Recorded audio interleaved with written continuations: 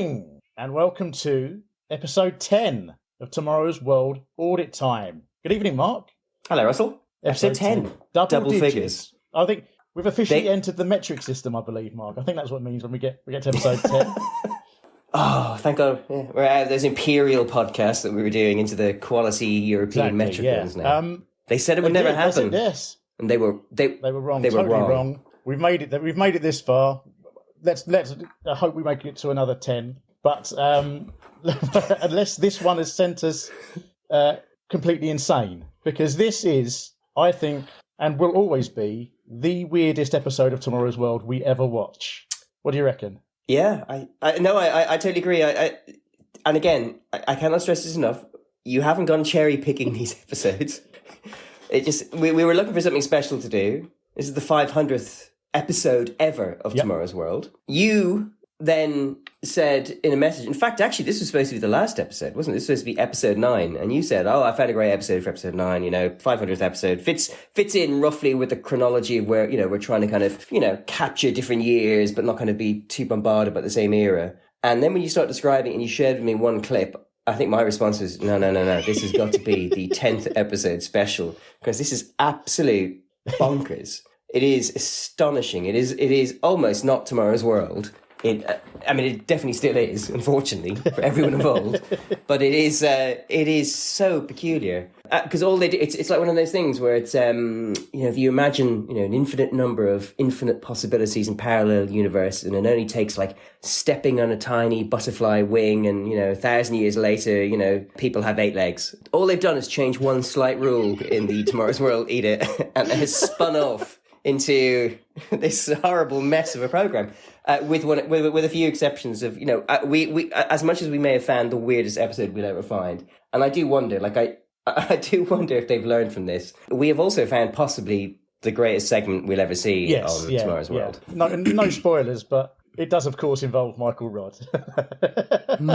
as if any of the listeners were in any doubt that would be the case. Stay tuned for that. It's quite remarkable. So it's the 16th of March, 1978. Raymond Baxter has left. He left previous year after, we've mentioned before, falling out with the series producer Michael Blackstad. So there's no Raymond in this episode. Instead, it's Judith Hann, Willy Woolley, and Michael Rodd. And rather than telling us about the inventions of the day of 1978, they look into the future, sometimes really, really, really far into the future, and tell us about what inventions they think. They essentially try to extrapolate from that point as to what inventions there will be in the future. They are the imagined Tomorrow's World episodes of various 16th of Marches over the next 500 years. I think at one point it's like isn't there one in 29 something, or is it 25? Oh, I don't know. I just 25, I think, is the furthest out. I did jot the years down, but no, absolutely. So basically, as you say, as we discover later on, that these are all the following segments are based on hard, solid science, which they then extrapolate. And I'm sure, Ross, you will not disagree with that. Some of the search terms I had to type in were quite, weren't quite throwing up the information I was looking for. So I would say the first issue with this is that because nothing in this is real, you've got two very serious presenters, probably the two presenters with the most gravitas that we ever have, Willy Woolley and Judith Hann. They're almost not presenters; they're broadcasters. They're being forced to deliver quite a lot of absolute nonsense, made up cobblers. And almost act in certain places, and I mean some of the pieces have a certain element of humour to them, and they're not humorous people. So we have to rely on Michael Rodd to be the only person with any semblance of comedy chops to sort of hold parts of this episode together. And I would say that Michael Rodd's segments are generally more successful to me, even though the things he's talking about are rubbish. Well, I refer you back to our last episode where I said the most convincing thing Michael Rodd did was lie. and once again, I think he does a really stellar effort with some of these. You definitely think one of them is something he brought to the pitch himself, which we'll discuss about later. And his main segment in this is clearly something he'd been angling to do for a while. So in many ways, it's a bit of the Michael Rodd show. I mean, I have a pet theory that obviously, as you say, Raymond Baxter sadly left the show under a cloud, I don't know, in 1977, so like less than a year ago, I'm assuming. And the 500th episode, especially something like Tomorrow's World, which is, kind of a staple of television and become a real institution, you would have thought one of the things they would do is steal our idea and go back and discuss the history of the show and what they talked about, and then track things through and see how they did or didn't develop, like do their own audit. But I did posit in our notes that I wonder if the idea of having Raymond Baxter be so front and center of a celebration of Tomorrow's World is something that was slightly unpalatable to the current leadership of the program. So instead they go completely the opposite way. And it kind of feels like it's being crowbarred in. So I found myself, and as you rightly pointed out, we had to rewatch a lot of these segments over and over again to get a real understanding of the cobblers they were talking. And as a result, I started trying to work out the logic of, I mean, in many ways it's a really simple idea, but the logic of bending this program in this direction is curious to me, and I do wonder if there's some kind of personal politics involved.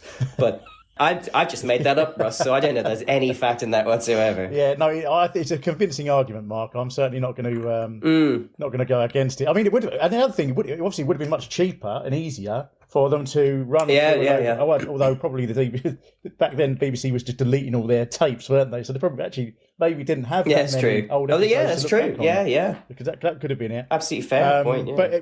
But instead of that, the other major thing I think about this episode, which we don't normally see, and I think probably is an attempt to reflect the futuristic nature of it, is there is a huge amount of green screen in it, or chroma key, or whatever you want to call it. Basically, the presenter being superimposed over, absolutely, on an image in which they're not in front of, really. Yeah, and there's so much of it. I think Willy Wooly spent the entire program pretty much in front of a green screen in some way or another. Absolutely, if not on screen with doppelgangers, which also would have been quite difficult to do in 1978. Yeah. So for a start, this is clearly not broadcast live.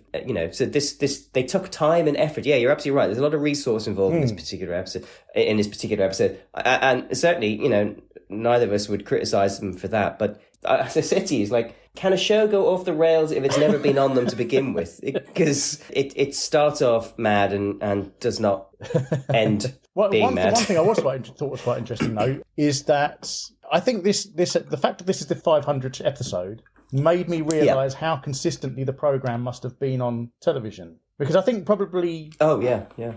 It's like in the modern day, apart from a programme like, I don't know, Newsnight or EastEnders or something like that, most programmes only play for parts of the year. But I worked out that there's from the first ever episode of Tomorrow's World and this episode, there's about 4,500 days. And so if you divide that by 500, it's about 9 days per programme. So that means that the programme was on pretty much every week, with a few weeks here and there it wasn't on. Yeah, Christmas or something. So it's amazing that they, the amount of stuff they must have put together over that time. It's quite a testament to their, the dedication of the crews and the presenters and everybody to get all that done. Because there's a lot of foreign travel or travel around the country and making all the lovely models that we see and things like that. There's a lot of effort must have gone into the program. So the fact they've made it 500 episodes, quite an impressive effort, I think. Especially, you're right. I mean, it's astonishing that because I mean, what in the last 20 years has reached 500 episodes that, as you say, that isn't a soap opera or something like that? I don't know. I can't think of anything offhand. Anything that, I mean, we previously discussed things that are similar to Tomorrow's World, like That's Life and Watchdog, not in terms of like we're interested in, just those kind of staple programs that provided a kind of a public service and have a brand. And, I think they're all gone. I mean, Panorama is on sporadically. I'm sure that was on weekly at one point. There was all the sports. There's Grandstand. There's sports nights. They've been and gone. So all these kind of stalwarts that don't really exist on television anymore. It is all seasonal. So 500 is astonishing. And to know that, of course, it then went on for another 15 years, 78, 88. 20. Oh no, 25 years. 25 Bloody years, hell. Yeah, bad maths. Yeah, astonishing. So obviously, with some diminishing returns at the end, but still, they are right to celebrate it. It's just a shame that they do it in such a weird way. Yeah, presumably they celebrate their 1000th episode at some point, and maybe we'll cover that, at some point in the future if we can find it. But I very much doubt that it will be quite as bonkers as this. I would be fascinated to see it, but I almost fear that it will be so boring. Well, maybe it'll be weird in a completely different way. Yeah. That's what I hold out hope for, and we'll hopefully we'll get there at some point. But we have to say that for a very special episode. Yeah. Speaking of which, shall we get into this very special episode? Let's go. I'm excited.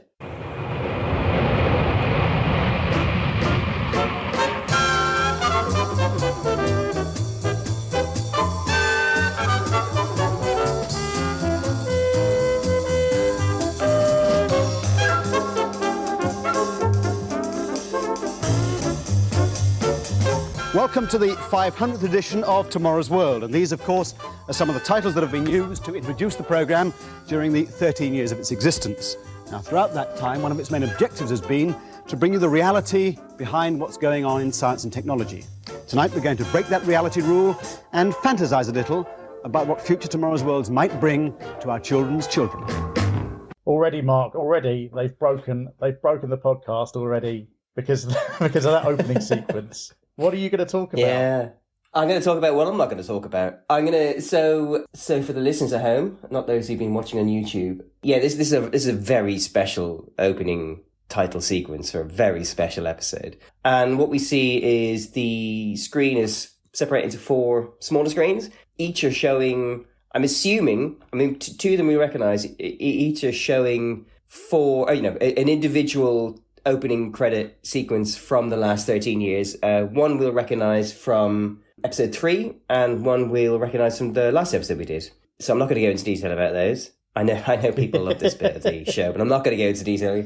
And then there are 2 that we haven't seen yet or haven't discussed, so I'm not going to mention them. I think that would be, again, I do not want to deny people the enjoyment of me talking about them in just the right amount of detail in a later program. What is key, though, is right in the middle of the 4 screens, there's a little digital counter that counts up, as we find out, obviously, later on, to 500 to represent the number of episodes. And I think at the 234 mark, Willy Woolley himself pops in to the right of the screen, quite a distance away, and he walks in front of the screens and then down some stairs, again, in front of these little 4 screens, which he's superimposed upon them, and then he strides towards the camera, getting bigger and bigger to tell us, to justify the insanity we're about to see. If anybody's going to do it, it's Willy Woolley. I mean, I at first, turned this on, I trusted him. Little did I know the man's selling us a pup. But I wanted to. I thought I might as well at the beginning, because as you said, Willy Woolley's superimposed on here. So this immediately this opens with green screening, and I thought I'd just give a quick outline of what green screening actually is, because it plays such an important part in this episode. Yeah. So I mean, it's got different names. Some Wikipedia calls it chroma key, which I quite like. That's quite a good phrase, I think, because that was the brand name of it when it was introduced in films back in the day. It was a brand name. I think RCA had it. So that's what a lot of people call it. It's also called blue screen or green screen, depending on what colour screen they use. The BBC, however, because they're the BBC, refer to it as colour separation overlay. So yes, of course they do. And I was trying to look for. I had a quick look to see if I could find where the earliest BBC clip of it being used was. And there's like a BBC archive site where they show members of the public little clips from the archive. And there was one from Blue Peter in 1970. And John Noakes explains what blue screen is. And then there's this fun little bit where he slowly puts on different blue coloured clothing and different parts of his body disappear until it's just his head. But the interesting thing about that is that kind of explains why they stopped using blue screens and started using green screens. So in the film industry, they always use blue screens. But then when they started doing it in TV, they realised that lots of TV presenters wear blue. So they're wearing suits or jeans or whatever like that, which completely cocks up the blue screen, because it's trying to lay the image on top of their clothes as well as the background. So that's why they switched to green screen, because hardly any TV presenters wear green. That's very interesting. I also thought it was something to do with the fact that it's further away from like the pigment of skin and stuff like that. That's why both blue and green were chosen for that. But there was also apparently there's also a thing that green, because green's in the middle of the spectrum. There's a stronger signal strength in the video, which means that it has crisper outlines. Because I noticed that John Noakes had like a slightly blue haze around him, whereas in this episode, I think it's for the time done quite well. I think it's pretty impressive. There's only a couple of really shoddy bits. Not shoddy, but to our eyes, it's obvious at times. But there's no well sort done. of like fizzing around them, or sometimes you really see bad stuff. Like I remember, even like Superman 4, it's got worse green screening than this. I think. I'd say that actually the main difference that when you can see the outline, not the outline, but the fact it's because normally the background has been filmed, but the presenters is videoed, for want of a better phrase. So it's just a difference in like the fidelity of the images, but other than that, like it's pretty fair. The other thing, a couple of interesting other things I saw is that when they made the Spider-Man film, that Spider-Man film that everyone likes, and we went and saw cinema and thought was rubbish. Oh God, yeah. They had to use both blue and green screen because Spider-Man's got blue on his costume and Green Goblin's green. So every time they filmed them, they had to swap. Had to swap over the colours, otherwise they would be interfering with each other. That was interesting. Wow. And the other thing is that Star Trek Next Generation, they used a fluorescent orange screen in the background, which they invented specifically for the program. And it's because they could then use ultraviolet light, which allowed somehow, for some reason, because it's ultraviolet, allowed them to produce their special effects in a quarter of the time. Why is that not a more regular occurrence then? Oh, wow. So, Very impressive. Yeah. Okay. Yeah, so we'll see a lot of it in this. Well, you won't because you're listening at home, but there is a lot of it in this. Yeah, it's quite an SFX heavy episode. So it's definitely not live. There's definitely filmed elements, and I can't imagine that they. This must have been a real pain to produce and film and prepare. Which is again, fair play. Again, we're not faulting the effort that's gone into it, just the reason. Ooh, what does the future hold for us, Mark? Let's find out. March the 16th, 2525. A World Government spokesman confirmed today that the Albanian climate control station Climcon 7 withdrew from the global network 7 weeks ago, upsetting the world's delicate climatic balance. Earlier today, I visited the British station, Climcon 5. Climcon 5 is one of 17 in the global network. Since it's been possible to modify climatic conditions by punching holes in the ionosphere to heat the air, international climate planning has been used to prevent floods, hurricanes and droughts. Climcon was set up in 2136, and since then there have been no unauthorised climatic modifications. The results have been staggering, as these live pictures show. The Gobi Desert has been transformed into a fertile grain belt, producing 3 harvests a year. And Greenland has become a sun-lover's paradise, where holidaymakers from all over the world enjoy its tropical climate. But the Albanian action is threatening all that. Already during these 7 weeks, the Costa del Sol on the Mediterranean coast has been turned into a Siberian-type wasteland. Have you got tickets to this year's Climcon, Mark? That word, the more you say Climcon, it's just a ridiculous portmanteau. Yeah, I was thinking climate control? Climate control, yeah. I assume. Yeah, I assume climate control. Because I'm used to Comic-Con, I assumed it'd be like, that's got a conference, isn't it? The conference. Yeah, but no, control makes much more sense. I assume. As much as anything in this makes sense. Yeah.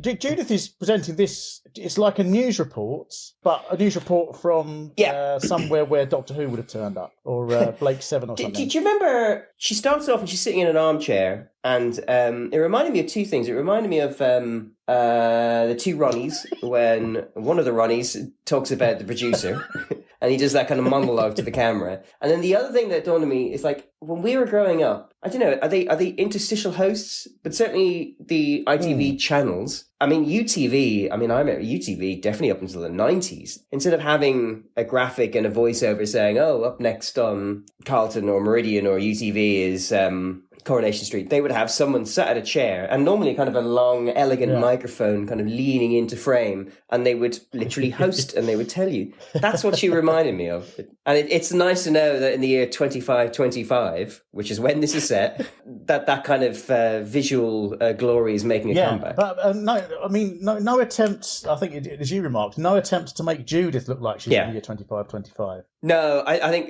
incredible restraint. At no point do any of the presenters, are they gussied up in, tinfoil to make it look like they're future hollow presenter. Well, actually, that's not quite true, but presenters from the future. And I thought that was an incredible amount of restraint from a program, because I don't know, and I think that's maybe where the foot was put down. Yeah, probably. Yeah, they may well have suggested it, and Rod was fully on board, but Judith, and Willie, of course he was. When we're not doing that, so no, Rod wasn't on board. He's just very easily persuaded. Yeah. So throughout this, they're wearing typically 1970s clothes, I would say. But I mean, who's to say that the 1970s doesn't make a huge comeback in the year 2525?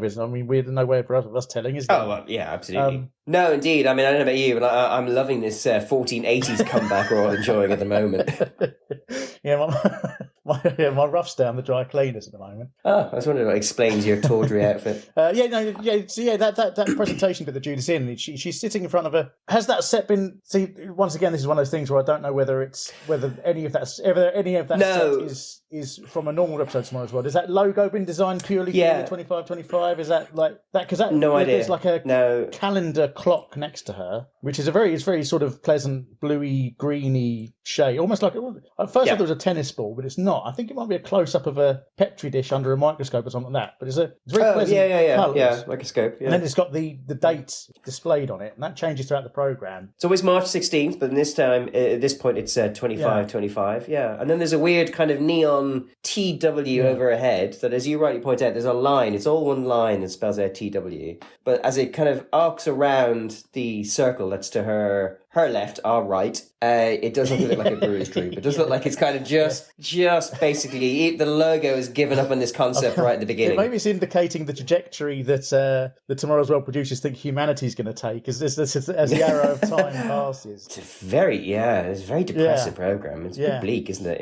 Yeah. But luckily for us, she leaves that set, and she, as you say, she walks onto the offshoots of a. No, that's the thing. Actually, it's not even like I was going to joke. I think I even said to you in the notes, it's like, she then appears in a set that wouldn't look out of place on Doctor Who, and I had to say that's not a slam. I know how that's often, Doctor Who from this time was seen as being a bit cheap and tacky. It literally looks like it could be off the set of Doctor. It might even be off the set of a Doctor Who episode, and it's I don't doubt that Doctor Who, the Tomorrow's World, spent a bit of money or put a bit of effort in. So it really is. It's not a slam on Tomorrow's World. It's a slam on Doctor Who. But yeah, she goes to Climcon 5, Ross, which is the British Climcon station, and I promise you that word needs to be repeated as many times. Otherwise, if you don't do that, it sounds Especially weird. At one point when she sits down and says King Kong. Yeah, exactly. Yeah, even she can't say it consistently. Because, Russell, Climcon 7, is that right? Yes. Climcon 7? Yeah. Climcon 7, which is one of the 17 Climcon stations,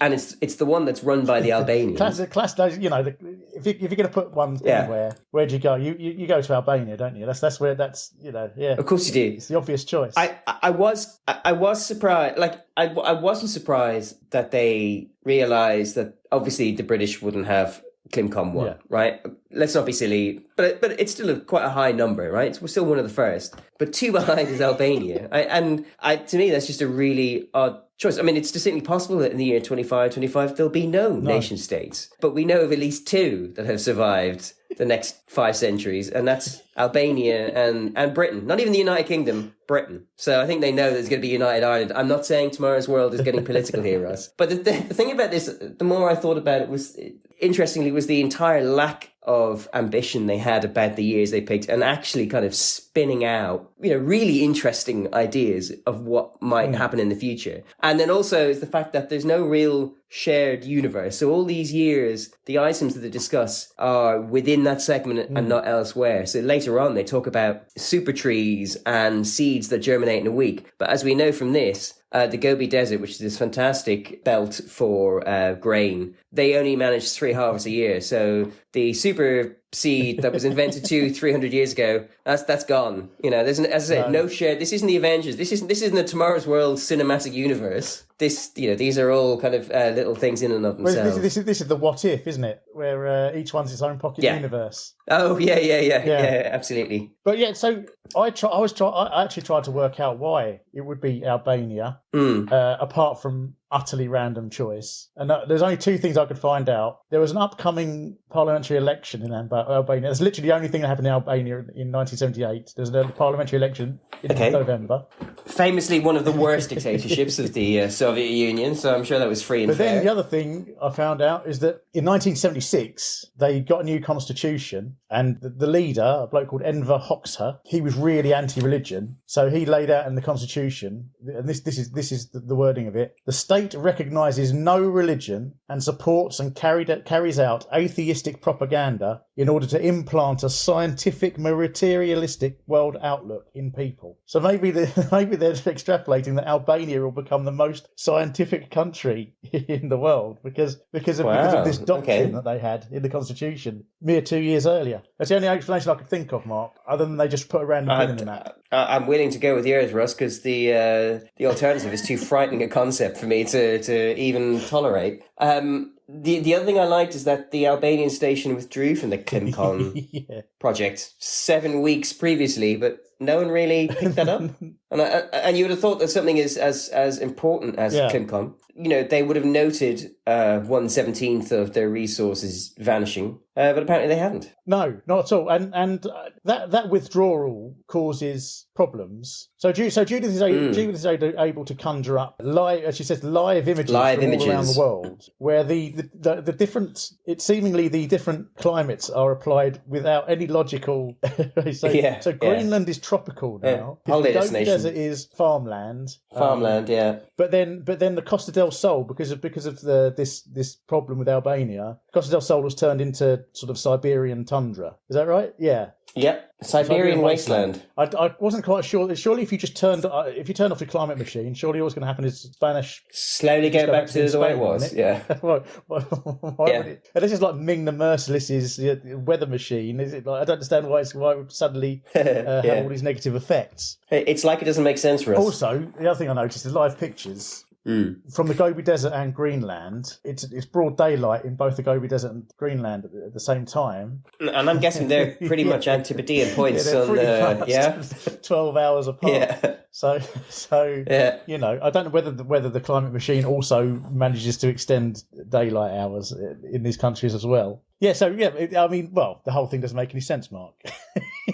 No, it doesn't. Oh, we should also say we see William Woollard. He's on location in Scotland in the Aberdeen province, where they're collecting the most recent crop of oranges. And then we have, what did she say? Did she say Mike Rod? Yeah, she calls him Mike. No, she said Mike Rod. Michael Rod. It's the first time I've ever heard referred to as that. Yeah, first time we've ever heard him call that. Though he corrects her at the end. He calls himself Michael Rod, and he's in Herefordshire, which looks like Yellowstone, Yellowstone is an amazing place, but I can absolutely guarantee that all of the sort of geysers and boiling pools and sulphurous expulsions from the earth are all caused by geological activity. There's absolutely nothing to do with the climate or weather there at all. It all comes from under the ground. So why that's included, I don't know. Just to add even more like discreditable nonsense to it. I mean, what's he suggesting? It's like suggesting that like a really hot day could set a volcano off. It doesn't make any sense at all. No, it doesn't. We should explain at this point. It's now useful to explain how this episode has formatted itself. So we see these segments in this particular case, from 25, this Climcon station network, and then later in the program they sort of try to justify the science on which they've extrapolated out to get to I don't know, Russ, what are the words to describe what they've done? speculative bollocks. That sounds good to me. That's pretty much spot on. I would have thought. Unlike everything in this program, that's bang on the money. And the reason I bring that up is because I don't know. I genuinely don't know how much we can talk about this on its own terms. Because I have to say, the first time I saw this, I was thrown for six, because you see a few of these in a row. Now, one of them you'd shared with me in a previous record as a kind of a little sneak peek. But you watch these in a row, and I was just hugely confused until the little segment at the end where they, and I quote, justify it. And I say that because they rattle it out in the space of like a minute and a half. And there is, to my lay ears, no justification for any of this. So, I mean, do you want to play the clip now where William Woollard explains why this is all on the nose and, a brilliant extrapolation of, what might happen? Just very quickly before I do, I think the main problem is that they don't tell us that that's what they're going to do. They should explain. No, absolutely. At the beginning of the program, we're going to show you a load of speculative things that might seem like they're not real, but then at the end we will tell you which ones are real. I mean, they could have there's one in there. There is one. You're right. There's one in this that isn't even really in the context of the program. But yes, so. No, I've done the listeners a favour that the show didn't do for us. Yeah, exactly. And I mean, obviously, it allows me to go through why it's a load of nonsense as well. Back to today. Well, we did say at the beginning of tonight's special edition that we were going to break the rules, and you may think that we've driven a steamroller over most of them. But have we? Weather modifications. Well, last year, interference with the weather for military purposes was banned by the United Nations. And in America, Idaho farmers are threatening to sue fellow farmers in Washington state for unauthorized rainmaking. There is, I would say, more of an interest these days in the possibility of climate engineering because people are concerned about climate change or global warming, which obviously wasn't a concern or wasn't really a known concern back when this was made. So much so that Judith explains that the way that their Climcon works is by punching holes in the ionosphere and heating the Earth up, which I think is the last thing scientists would laugh for these days. But yes, I mean, it would be a huge sort of technological and political and ethical undertaking to actually start controlling the climate. And I think probably it's largely agreed that it would only be something to do as a last resort, if the world was definitely doomed. I don't think they would just start doing it so people could have tropical holidays in Greenland. But one interesting thing I thought about that was when she said that the UN had banned using cloud seeding as a weapon, hadn't they? That's what she said. Mm-hmm. Interestingly, because Operation Popeye during the Vietnam War, the Americans seeded clouds over Southeast Asia to deliberately extend the monsoon, and it cocked up some of the Vietnamese army's logistics because it was wetter than they expected and things like that. Yeah, so that kind of thing happens. I mean, a lot of cloud seeding happens. Chinese are well into it. The Russians do it a bit. Yeah, basically anywhere where there's a drought, you spray silver iodide, I think it's called. It's like a very tiny little particles, and it causes raindrops to form, and it makes it more likely for rain to fall. So that's what they do, yeah. And the other thing regarding punching holes in the ionosphere. Elon Musk has done it, I think slightly accidentally. It's not the only time we mention Elon Musk this episode. But so one of his Falcon 9 rockets back in 2017. Normally rockets are fired and they fly up and then they go at a slant and enter orbit at a slant. But this one, he decided to fire it directly upwards. So it literally punched a hole in the ionosphere, which is sort of like this sort of thing around the outside of the Earth, made of some sort of plasma of gases.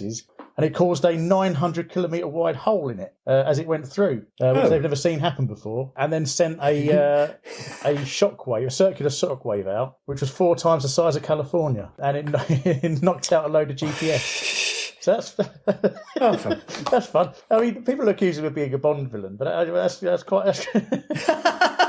That's quite a good little Bond villain type thing to do, I thought. But probably not as bad as trying to murder loads of Vietnamese people, I guess. That's it, really. Except to say one last time, Climcon. No, I think it's beginning to... No, it sounds normal now.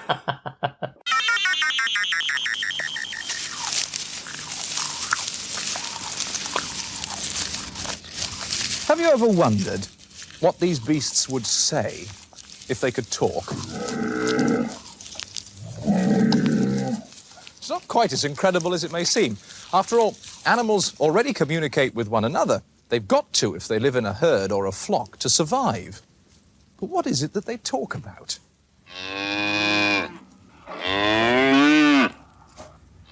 It's very difficult to find out because of the way that communication is achieved. Humans can talk, so we don't need and we certainly don't understand the body movements, the tossings of the head, the pawing of the ground, the timing, the smell, the techniques which animals use to talk to one another.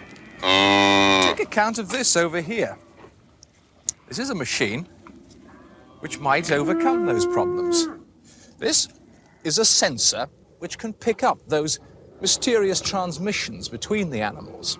This is an analyzer which can listen to those signals and produce something which we humans might be able to understand. Switch it on. Line it up with those ponies over there. Turn the selector to horse. Let's see what we can pick up. I tell you about my Uncle Dobbin, the one who lives in Chingford.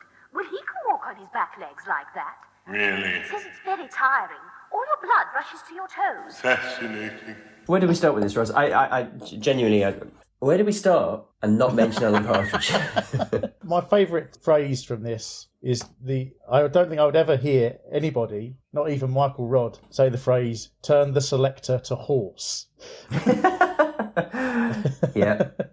We should say that when you're listening to the segment, you'll hear little beeps, almost like somebody swearing. And that is Michael Rodd changing the settings on this lazily put together prop box he's using to listen to the animals. And obviously some of the very posh voices that you hear are added to images of, initially I think is it horses that they look? They're like donkeys. Yeah, they're very shaggy horses. I think. Yeah, very shaggy horses. I wouldn't yeah. be surprised if they were actually donkeys. And then we hear a finch who is asking who's a pretty boy. And then right at the end, because he never says what the animals are, because obviously he expects you to see them, I think, we hear pigs conversing about the quality of the feed they've been given. We'll come back to these all later on. First things first, actually. This particular segment starts with a wonderful image of, I don't know, I imagine it's what Michael Rodd looks like when he's on his, maybe not first date, but possibly second or third. He's wearing a black polo neck jumper and a grey wool jacket, and he is heavily massaging the neck of a cow, whilst other cows look on behind, and it's difficult to say whether they're disgusted or jealous. And actually, think about that. I mean, we were able to do a direct comparison between the farming segment in this one and the farming segment in the previous episode. This farming segment is how I picture 1970s Tomorrow World. It's sort of overcast and hazy. It's kind of grey. There's no bright colours or anything. Kind of, I mean, it's probably obviously the time of year affects it. But considering how there's none of the colourfulness of the previous episode that we noticed, is there at all? No, not at all. Actually, that's a really good point. Yeah, I mean, one of the reasons I think the last episode just seemed to visually pop was because this kind of muddy, dank, grey wintertime episode is exactly what you imagine the whole of the 70s looked like, you know? I don't know, except for like Brazil in the 78 World Cup. That's the only bit of colour people in the 70s ever talk about. Oh, the yellow and the blue. Oh, it's like, and that's because they live like this. Obviously, they didn't see that episode in 1974, where apparently the TVs must have exploded with the sheer hue being poured out of the screens. This is really. I mean, bless him. You know, he gives it his all, but this is weak tea, isn't it? Yeah. I mean, what year is it meant to be? Oh, hang on, I've written it down. 2131. Which I have an issue with because later on the pigs, it's almost like there's no consistency to this. So the pigs are discussing their feed, and one of them talks about, it's not as good as the 76. Really? Which, you know, obviously, like it's comparable to wine is obviously what you're supposed to do. And that would be fine if the program was set in 2178, but it's not. It's set in 2138. So somehow this pig has accessed feed from nearly 60 years previously.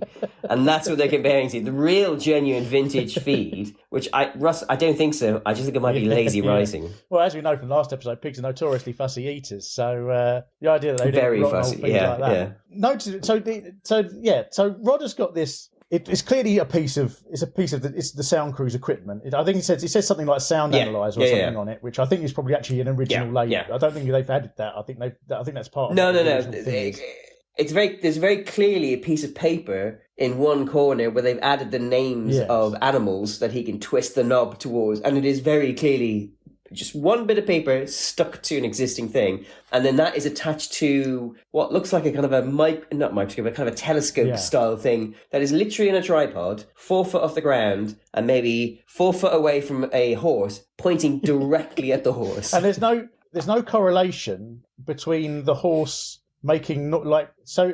My point is this a telepathic device? Because both when he points it at the horse and when he points it later on at the finch, they're not necessarily making any noises, and yet it's reproducing perfect spoken English, perfect spoken middle class English, without them making any noise. So it gives the impression that the device is somehow telepathic rather than just a translator, as you might expect it to be. Yeah, absolutely. Because obviously at the beginning, Michael Rodd talks about how his dream is to talk to animals. At no point does anyone talk to any animals. We listen to animals talking to themselves, but no one's able to converse with them. He shouts at that finch through a megaphone. From about what, 2 foot? Less than that, I think. I don't think they've got that bad hearing. I don't know why. I don't know what the is the megaphone meant to be translating him into Finch? I guess maybe, but he does. There's no settings on that. There's no. I mean, the whole point of his slightly antiquated looking bit of sound equipment. It's got the selector on it. Which animals are on it? Hang on, let me find it. I've got a list here. Chicken, goat, cat, pig, horse, duck, cow, finch. I mean, they're the only animals you're going to want to talk to. I mean, you're not going to want to talk to, I don't know, a dolphin or a dog. Or you don't want to talk to your dog, do you? Octopus. No, definitely. No. People would hate that. Yeah, definitely, yeah. So that's got settings, but the thing he shouts at the finch at hasn't got any settings. Oh, do you know what, Russell? Sorry, this isn't about talking to animals at all. It's just dawned on me. So he's got a megaphone to scream at a finch. And then basically he has like a listening device. This is about control. Oh. This isn't about conversing. This is about manipulating these animals and controlling them. So he's spying on them, and then he has the ability to order them around. Yeah. This is fascistic. He's basically a farmyard Stasi, isn't he? He's just listening in on their conversation, their private conversations. Yeah. The lives of others, and this days it just happens to be a farmyard. And not a flat in East Germany. No, that's a good point. I think it's also the other thing I think is interesting is that he's also wearing it's not quite a black shirt, but it's a black jumper. Coincidence? In a segment, it's about talking to the animals. How does he not at any point mention Dr. Dolittle as well? Is that? Yeah, I know. Does that count as product placement in 1978? I don't know.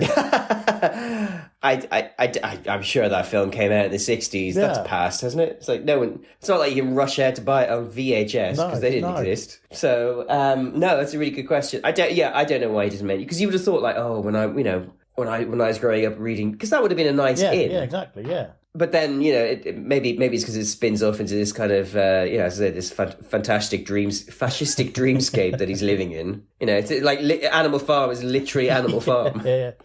And obviously, I was thinking it ends on that barn full of pigs. And once again, I was thrown back to last episode, and I thought, they've got very cheery middle class conversations. When presumably, if you did have one of those devices, they'd all be screaming in terror and pain as they various prolapses absolutely, their own children. Yeah, oh, stop. So.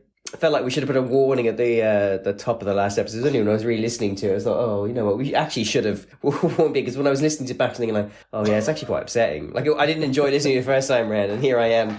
This is supposed to be entertaining. And that's another thing to point out. Not a single regional accent on any animal. It's like they just can't help themselves. They literally can't help themselves. All the animals are upper middle class. Apart from the finch that talks like a parrot. Well, exactly. And if that was genuinely what you heard, like, that would be like tragic. That would be the rantings of an insane bird. Yeah. It's like that's heartbreaking. The idea that no, it doesn't even bear thinking about. But no, but even the Finch, not regional. No, he's not from Newcastle. He's not from Wales or Scotland or he's no clearly English. I assume he's from London. It would have been like a good opportunity for some mildly racist foreign accents as well, wouldn't it? I have to say, I was very, very delighted that they were. There wasn't like a Jamaican that they did not go that way. Chinese pig or anything like that. No. Yeah. No. Again, let's put that down to a strange amount of restraint that this show has exercised so far. I actually was surprised. The stuff I read about talking to animals was actually a little bit more surprising than I thought. Well, should we say, before you go on and surprise me with the fact that there may be some substance in this, their justification for this segment is very poor. Yeah, hang on, where is it? Let's get it up. And talking to animals? Well, not quite as stupid as it may have seemed. There is, living in America right now, at least one chimpanzee, his name is Washoe, who talks regularly to the humans who look after him. He uses sign language. So I find that very unimpressive, to be honest.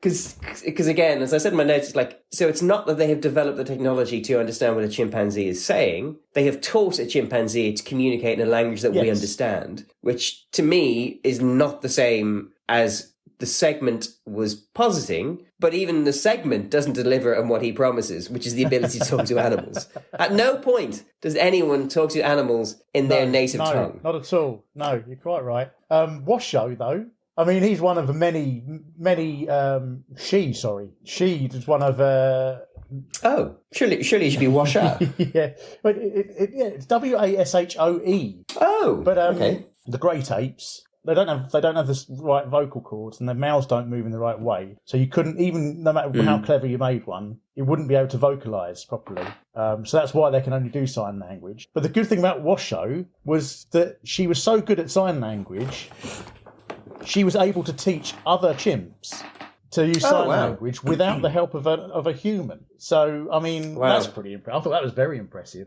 That's very impressive, yeah. But yeah, I was looking at other animals that they've managed to understand or in some way get to use language. And there's one really impressive one was a parrot. There's a grey parrot called Alex, and he learned 100 words in English and could use them to answer questions about colour, shapes, size, and numbers. And also, without training, he could tell people where he wanted to be taken. And protested when he was taken to the wrong place. Yeah. Okay. And he once asked a question, asked him what colour he was, which, as far as anybody knows, is the only time any animal was ever asked a question. So I thought he asked what colour he was. I think parrots. I don't know. Parrots have black and white vision. I don't know, or whether he was just the first parrot to understand the concept of colour. I guess I don't know. But that's I thought that was pretty clever. Oh, what was the name of the parrot? And the other good ones was some bloke in the 60s paid a dolphin trainer, this lady called Margaret Lovett. He paid her to live with a dolphin, like in a house, for 2.5 months, and they basically part submerged the house so her and the dolphin could live together in this like little 2-room house, and in order to try and encourage them to like sort of almost have like a mother-child relationship. And he reckoned that the dolphin was learning to speak English during this time. And apparently there's recordings. I didn't find any. I didn't like look them up or anything. But apparently there's like recordings of the dolphin like starting to make human-like sounds. No. I have to say, this segment did have a lot of citation neededs on it. Including the fact that I assume Margaret Lovett went on to create and write Sequest DSV. One of the great talking animals of fiction, isn't it? That dolphin in Sequest DSV. But Margaret gave it up because she basically got fed up of living in a 2-room semi-submerged house. So she only did it for 3 months. But and then the other good one. Where was the other one? Oh, yeah, a border collie called Chaser has the largest memory of any non-human animal. It could identify and retrieve 1,022 different toys by name. So there was 1,022 different things called something different, and you just said whichever one it was, and he'd know which one it was and go and get it, which meant he would memorise more words than any other animal. I mean, he couldn't string sentences together still. He could probably still only say sausages, like all dogs. But I mean, yeah. So yeah, I would, there was some stuff in there. I thought, but it's all, the thing is, it's all getting the as you say, it is all getting the animal to understand us. So really, even though we're meant to be the clever ones, we're the ones making them learn our thing rather than us learning their thing. Yeah, exactly. Well, why, if we were really smart, we would have learned how to speak dolphin or whatever. Yeah, absolutely. And that's my point. It's like, so it's not, we haven't learned to speak to animals. We have taught a few individual animals to communicate with us. So, not good, Rod. Not good. March the 16th, 2978. At noon, Greenwich Mean Time today, the combined conference of genetic advisors convened at capital cities throughout the solar system announced that Earth-based and space-based human beings were to be considered as separate species. In a sense, it was inevitable. It had to happen. If you browse, for example, through the diaries of some of those early moon settlers, you find it's a constantly recurring theme, the fear of separation from Mother Earth, the awareness of something they came to call accelerated evolution. And to that, of course, you have to add the fact they were taking massive doses of those drugs called adaptogens to overcome the problems and discomforts of things like zero-G and variable day length and so on. Nowadays, we understand fully the fundamental and irreversible effects these drugs can have. In those days, they were concerned simply with the short-term benefits. What it meant was that in a very short period of time, just a matter of years, even if they wanted to go back to Earth, they couldn't, because they no longer had the massive amounts of muscle tissue and bone to support those short, squat, overweight, Earth-type figures. What really annoys all these space nicks, of course, is the fact that they have to stay up there, whereas we could go up there if we wanted to. When you stop and think about it, the folk up there are a pretty weird bunch of people. They're almost blind in our normal daylight. Our gravity would destroy them, pull them apart. No doubt about it, a very strange bunch of people down there. Willy Woolley and Michael Rodd making their feelings about each other known there, Mark, I think. Yeah, well, what a visual feast as well. Yeah, a real special effects extravaganza.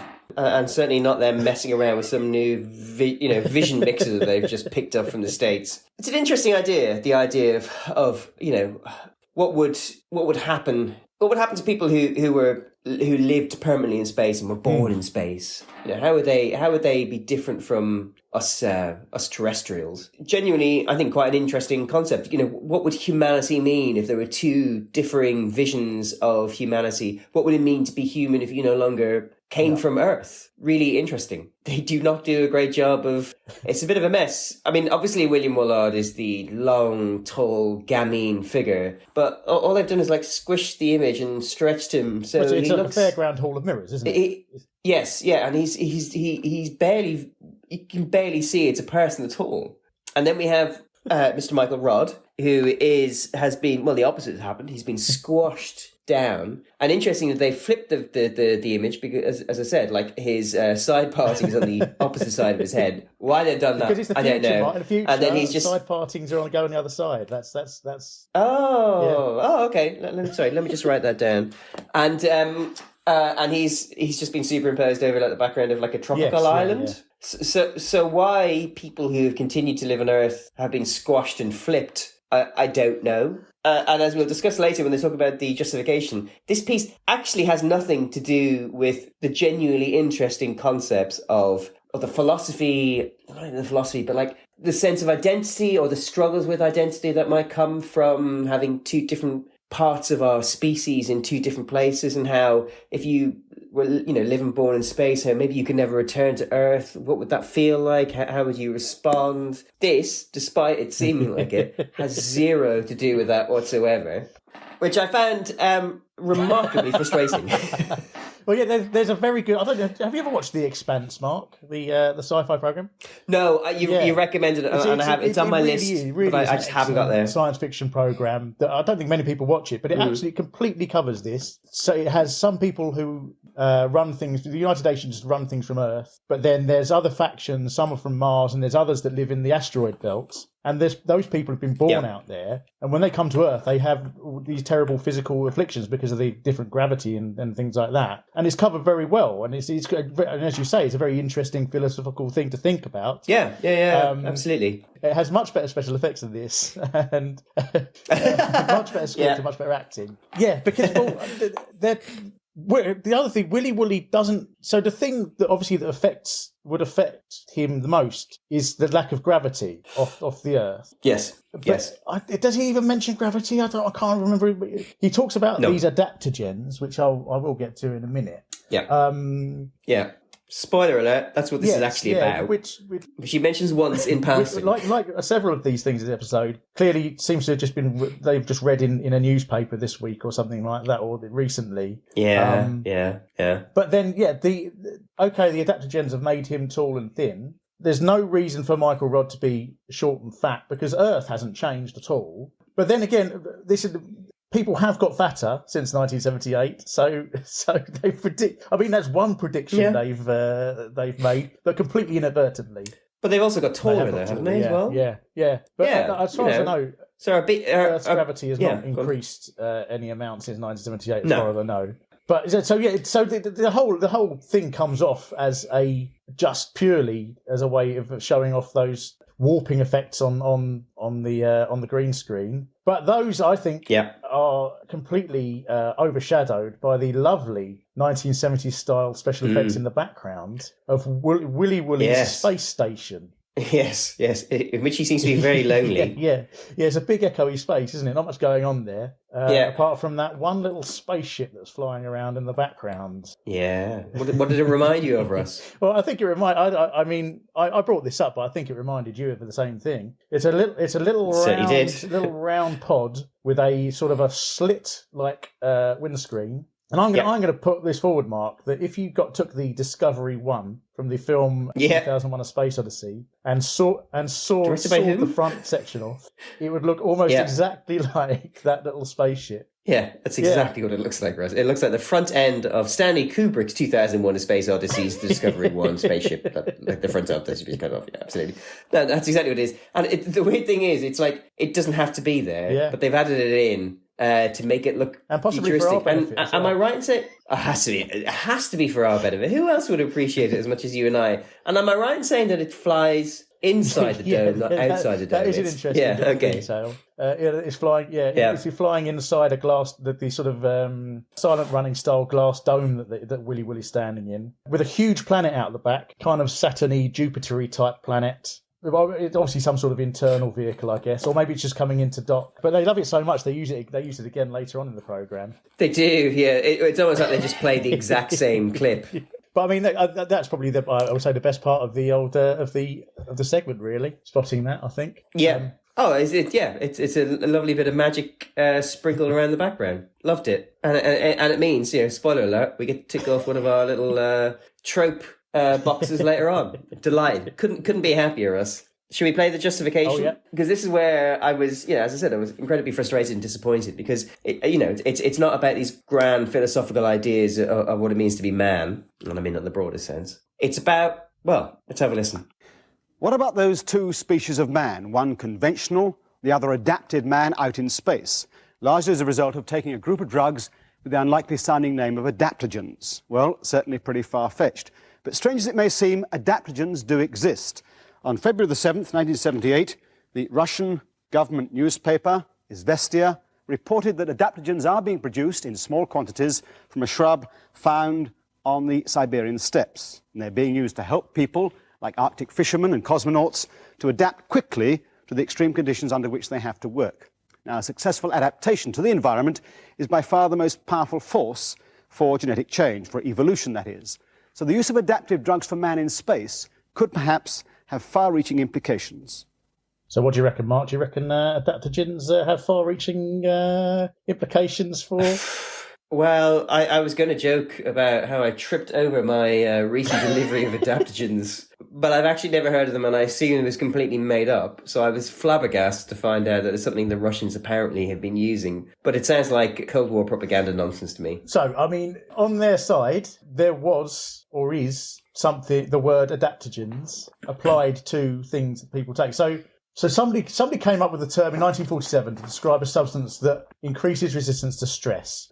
And then the Soviet Union jumped on this and started doing experiments And they did studies, and it's your three countries you'd expect to do it: the Soviet Union, Korea, and China, doing studies on these things. But the research that they did has long been sort of debunked as nonsense, because, as Willy Woolley says there, it's a bit like plant extracts and things like that. So it's just the same sort of quackery and woo that you'd get down your local Holland and Barrett. It's just extracts of, I don't know, elderberry or dandelion or ginseng or all these things that, might possibly have a very herbal, have a very mild sort of effect on you. But the idea that it would somehow turn somebody into a member of the Harlem Globetrotters overnight is absolutely impossible. But the word itself, weirdly, has in recent years, because of the internet and the fact everyone's a gullible idiot these days, has come back. So the internet is now full of quacks selling adaptogens again. So you can find all sorts of websites telling you why adaptogens are great and stuff like that. And even, to link this in with the present day, there's even people telling you that you can take adaptogens to cure you of COVID. Oh, how fabulous.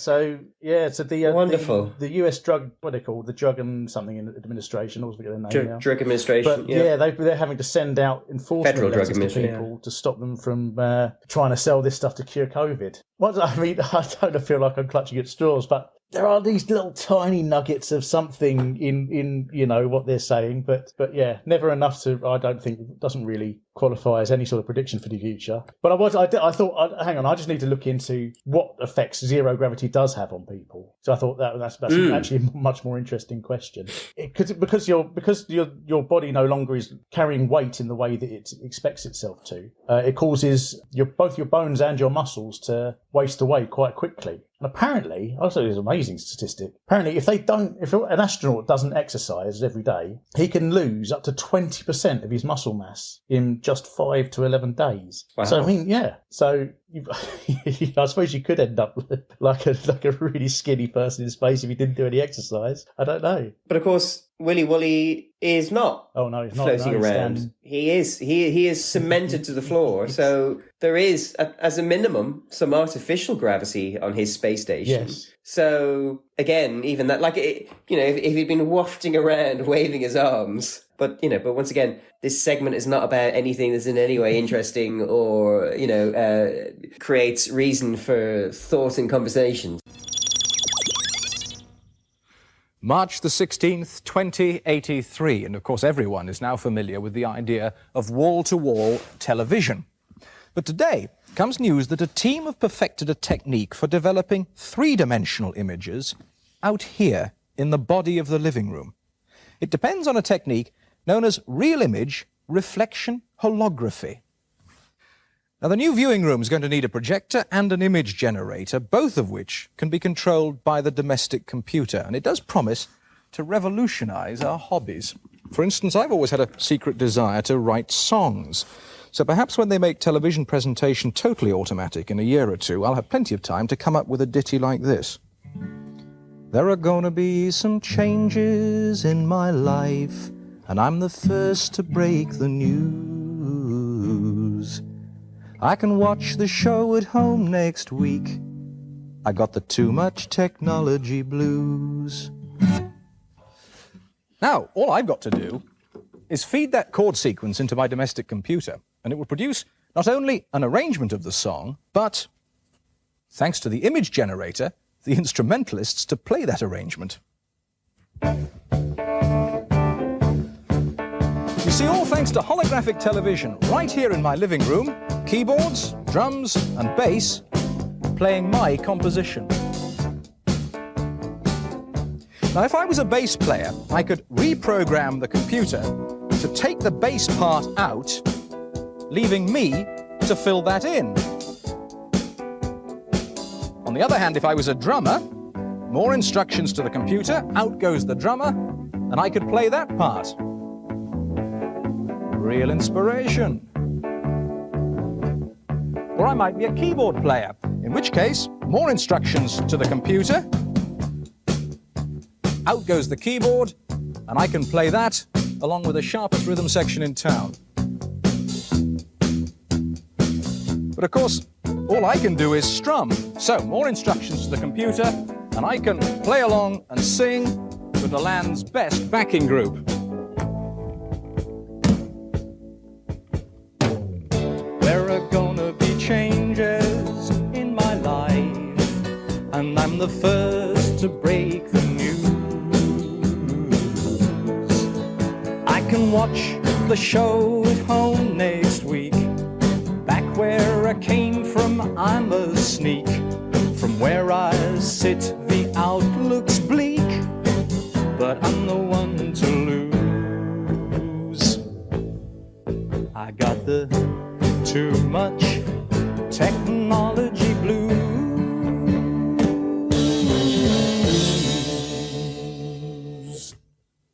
Thank you, fellas. Pity they're just images, really. Almost too good to be true. In fact, quite unbelievable.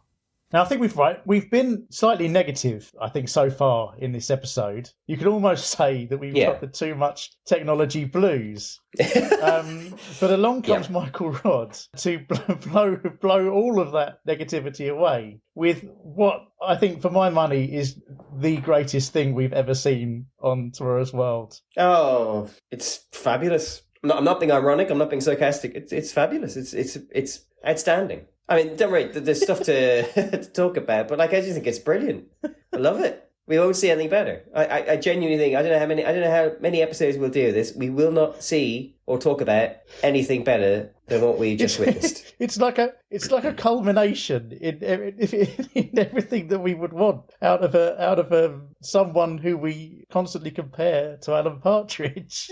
Yeah, I know. It's amazing, and I think I think last episode you even said you hope that one day Michael Rodd produces something that we can say, well done, Michael. Yeah, I did. It's true. I did. Yeah. And well done, Michael.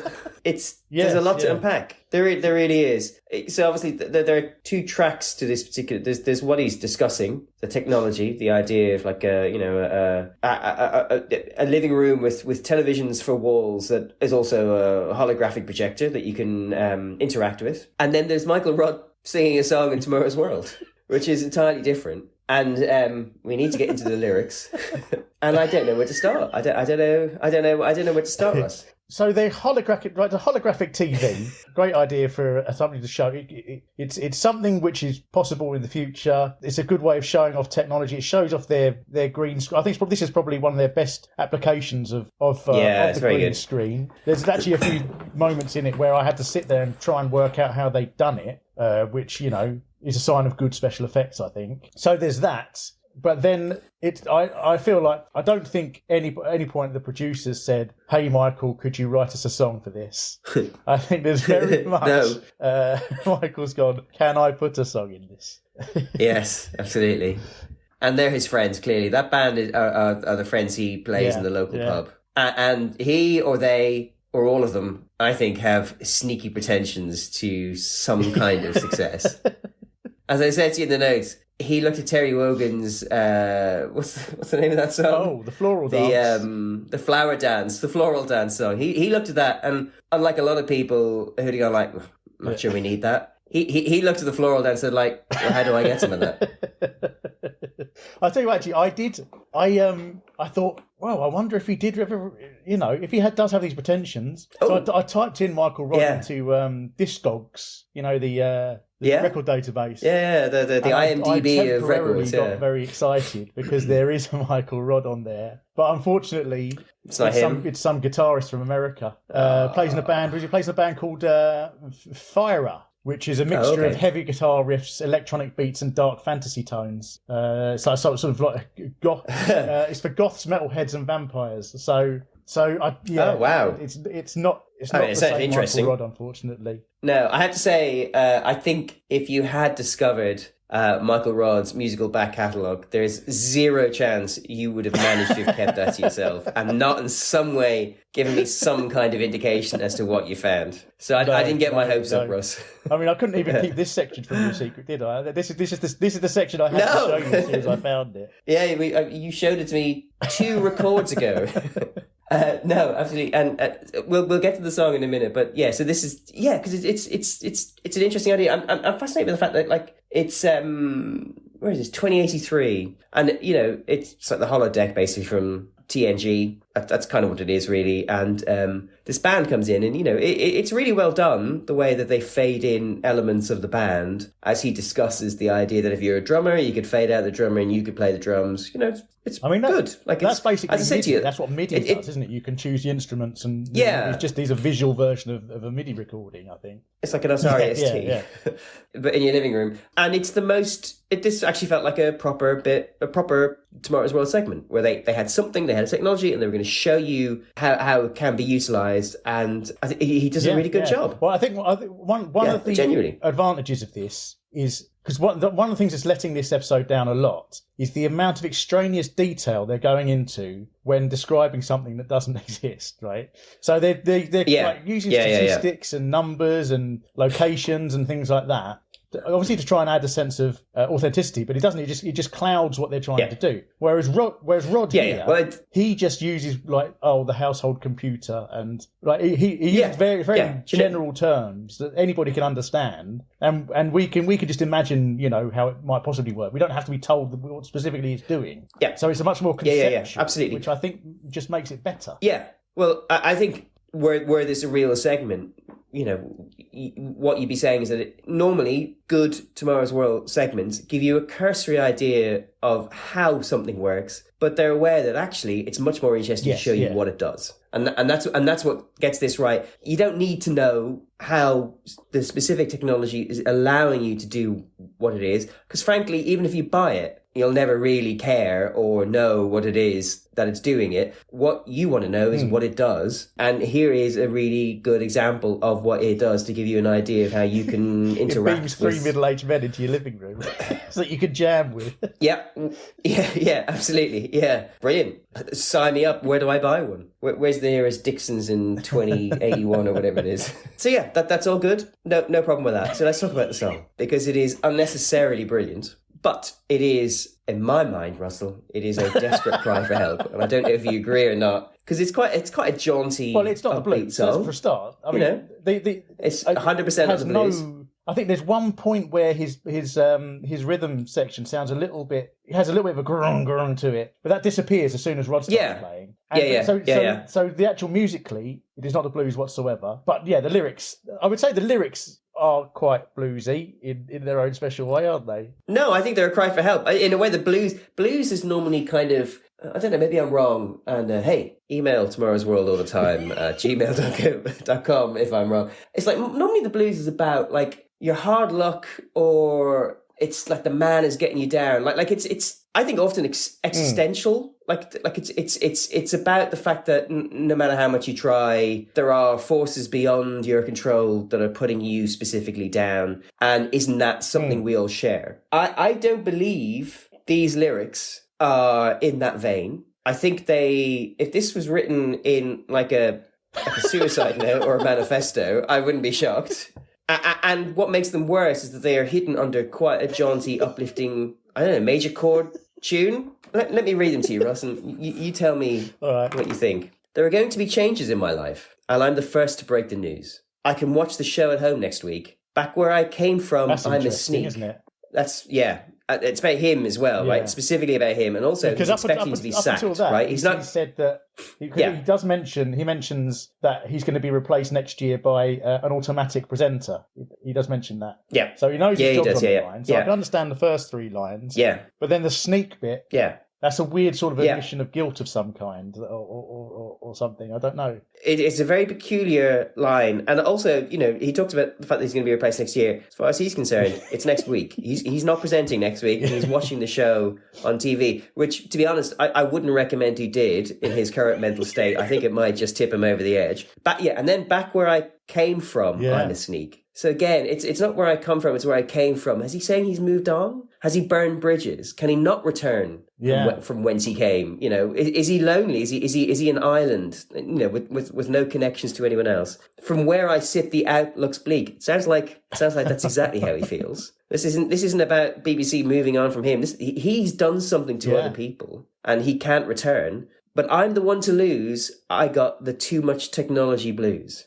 Again, it's like, this is really sad. Like, blues is often, I don't know, in my mind it's often like a celebration of the universality of bad luck or something, you know. But this is really sad, and I would say, frankly, Russell, it's troubling. These are troubling lyrics, and again, not least because they are juxtaposed with a really jaunty, uplifting tune, which I think makes them even more troubling. It's like he should be singing a really happy, jolly song, but even then, like all this negativity and this bleakness just can't help but leak out. Yeah, and especially as he's got this lovely new holographic TV that he's got, you'd think he'd be well. He should be delighted. He, really? Yeah, he should be living his best life, because God knows he looks like he's wanted to get a song on Tomorrow's World for years. And then this is what he performs. I mean, having said that, I've really enjoyed listening to it over and over also, again. I mean, I think one of the highlights of it is a purely visual thing as well, and it's the bit where the music stops and the drum goes. I almost forgot. And Michael sort of does this triumphant fist pump, but with all of the awkwardness that we're so used to him having. It is pathetically nerdy. And I say that as a pathetic nerd myself. It's like it is so uncool. It's like unrock and roll moment in musical history. He doesn't even have enough faith in himself to let go in that moment and really feel the music coursing through him. He is so self-conscious in everything except the lyrics, apparently. Oh, yeah. No, I was thinking, because we do question the furniture at the end. Oh, yeah. And I think this is the most furniture-heavy segment that we have in the programme. Yeah. He's sitting in a very low to the floor swivel chair. Which I think is all right. I don't think there's anything wrong with that.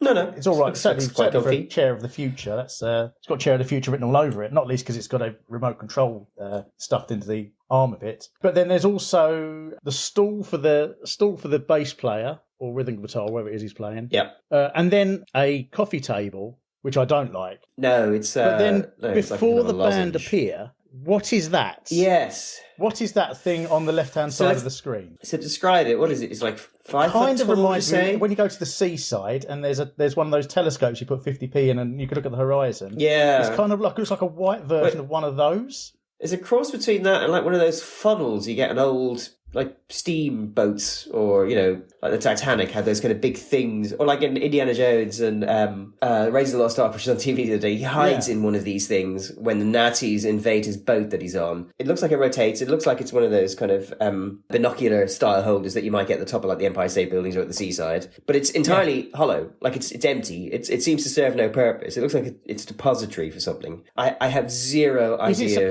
what it is or why it's in the centre of his living room. My thought was maybe it's supposed to be the projector, but then when it shows him sitting with, he's also got one of those banks of nondescript computer lights behind him. There's like the literal fourth wall is a huge kind of industrial. It's got lots of lights and stuff like that. It's very undomestic for a living room wall. There's a big bright light on that, which I think is probably meant to be the projector. Why don't they have a label on old science fiction things? Why don't they have a label any of the lights or dials or any of the buttons or anything like that? I have no idea. It takes effort to imagine what they might be for. Yeah, it just seems that it'd be very confusing to operate any science fiction spacecraft or anything if you can't see what any of the buttons do. That's all. Yeah, quite. Yeah, that's another advantage Star Trek Next Generation had. All the buttons were labelled on that. So, but my speculation maybe was that the furniture was used to guide him around so he knows where he needs to stand in the different parts. Yeah, I mean, the swivel chair makes sense because at some point in a later segment set in the living room, he will turn to follow someone around. So that made sense to me. I could see why that would happen. But your logic of like maybe they mark points he can and cannot go, I think makes a completely fair sense. Now, normally they'd mark it with a bit of sellotape on the floor, but maybe Michael Roy can't be trusted. You need these huge pieces of white furniture to guide him. Yeah. Yeah, so holographic television. This was also actually one of the more interesting things that I looked into. Because it's one of those things where you go, oh, we are in the future, Mark. We are in the future. Well, first of all, I looked up what the biggest TV is you can buy. And it turns out that LG and Samsung are essentially in an arms race. And they keep releasing bigger and bigger ones to outdo each other. The current front runner, as of this month, is the LG Extreme Home Cinema, which is 325 inches, which is 8.2 metres, 8K Ultra HD. That cost you about six figures, I think. I've seen a picture of that because I think it did the rounds of the news a couple of weeks ago. Yeah. But already Samsung claim that they're about to bring to a market a 1,000-incher, which I don't think anybody's got walls that big, have they? I don't know. Probably have to. Yeah, no, I don't. No. Fact. We should say that actually in the justification for this segment, he talks about how the fact that we are certain to have wall-to-wall television by the year 1990. He's a little bit out there, but apparently in the whole holographic sort of element of it, they reckon the holographic TV is going to be like the next big thing. Because like TV is one of those things that tends to have some of the more advanced technologies like phones and things like that. But one of the problems they always used to have with holograms is because it's a three-dimensional thing. Up until very recently, they've only been able to do it when it's inside some sort of medium. So it needs to be inside like a glass block or some sort of smoke or something like that. Gas or something, smoke, Because obviously it requires lasers, as all good things do. You've got to fire a laser and do something. But they've come up with this new thing where if you use multiple lasers and they somehow fire at each other, you can get them to interact at a point in midair. So it will create the image out of nothing, literally nothing. It will just create the point out of 2 points of light or multiple points of light hitting each other, and the interference will create light in nowhere. And I looked on the website. This paper. It's called. It's got a proper name. Where is it called? Interference-based holography. And it's a very impressive video. There's a bloke with his palm of his hand out, and there is a three-dimensional heart rotating in his hand with absolutely nothing, there at all. So expect that in the next 5 years, Mark. We'll all have them. Yeah. Can't wait. I have my doubts just because I feel like this is something that's been promised for quite a while. But now they've cracked that. That does sound impressive. That's going to help them a lot. And also, of course, there's the other thing, which I saw a few years ago as well, where they're trying to integrate touch into it, where you can, if you direct ultrasonic bursts of air at people, it feels like they're touching something. So if they're touching the hologram and then the ultrasonic thing hits their hand at the same time, it can trick their hands into thinking they're touching it. So that'd be good, wouldn't it, Mark? That really will be like the holodeck from Star Trek Next Generation. That would, but in a sense, it's almost like it's not TV anymore. It's almost like it's a new form of entertainment. Because like you wouldn't watch EastEnders in hologram. I'm not even sure you'd watch football in hologram or sports because I was thinking it's not like you want to be on the pitch with the players. You still want to be able to watch it. So it's almost like you want like a really immersive 3D pictures that it feels like you're in the stadium. It's like, so what would you use this for except for something like the holodeck where like you're able to interact? I imagine human beings being the people that they are, they would use it for the worst. Yes, Russell, what are you imagining, Russell? Things that they can possibly imagine in their sick fair. Mark. Yeah. Do you reckon Captain Picard installed any safety things? Protocols? The holodeck going wrong was about every other episode, wasn't it? But it was a hardy staple of the Next Generation, wasn't it? The little hologram thing continued slightly after Michael Rodd's famous song, doesn't it? Yeah, it does. Yeah. So the next segment is, it's almost like this next segment is a part of this holodeck segment now. Now imagine what sort of effect that'll produce when it's associated not with one 2D television screen, but with 3 walls and the ceiling. Now, nothing in the room has changed. The walls are still here. Only now they've become solid-state television panels and reflective holographic screens. There's still a door where it always used to be. Right, fellas, be with you in a second. But what we do now have is the opportunity not only to experience television all about us, but right here on the floor of our living rooms as well. Let's see if they've got anything decent on.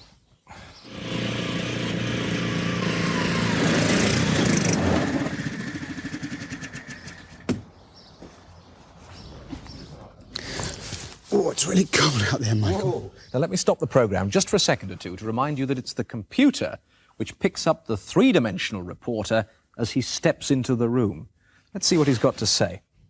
A little brief... We stopped the previous bit when we had to because we needed to stop immediately after Michael Rodd's song. But there's an extra bit about the holographic TVs after this, which turns into a very impressive segue. But I think this is probably the most imaginative use of their limited Tomorrow's World special effects that they have. In that, Michael Rodd switches on his holographic TV. He's got rid of his mates from the pub, and he's now got the full floor-to-ceiling snowy woodland scene, and then he wants to see what's on TV. So he presses the numerical keypad on his little armchair there. He dials 432, interestingly, and suddenly, as if by magic, Willy Woolley appears on the screen behind him and zooms in on a little one of those little 8-wheeled amphibious vehicles that you used to see on the TV show Run the Gauntlet. I was a big fan of in the 80s.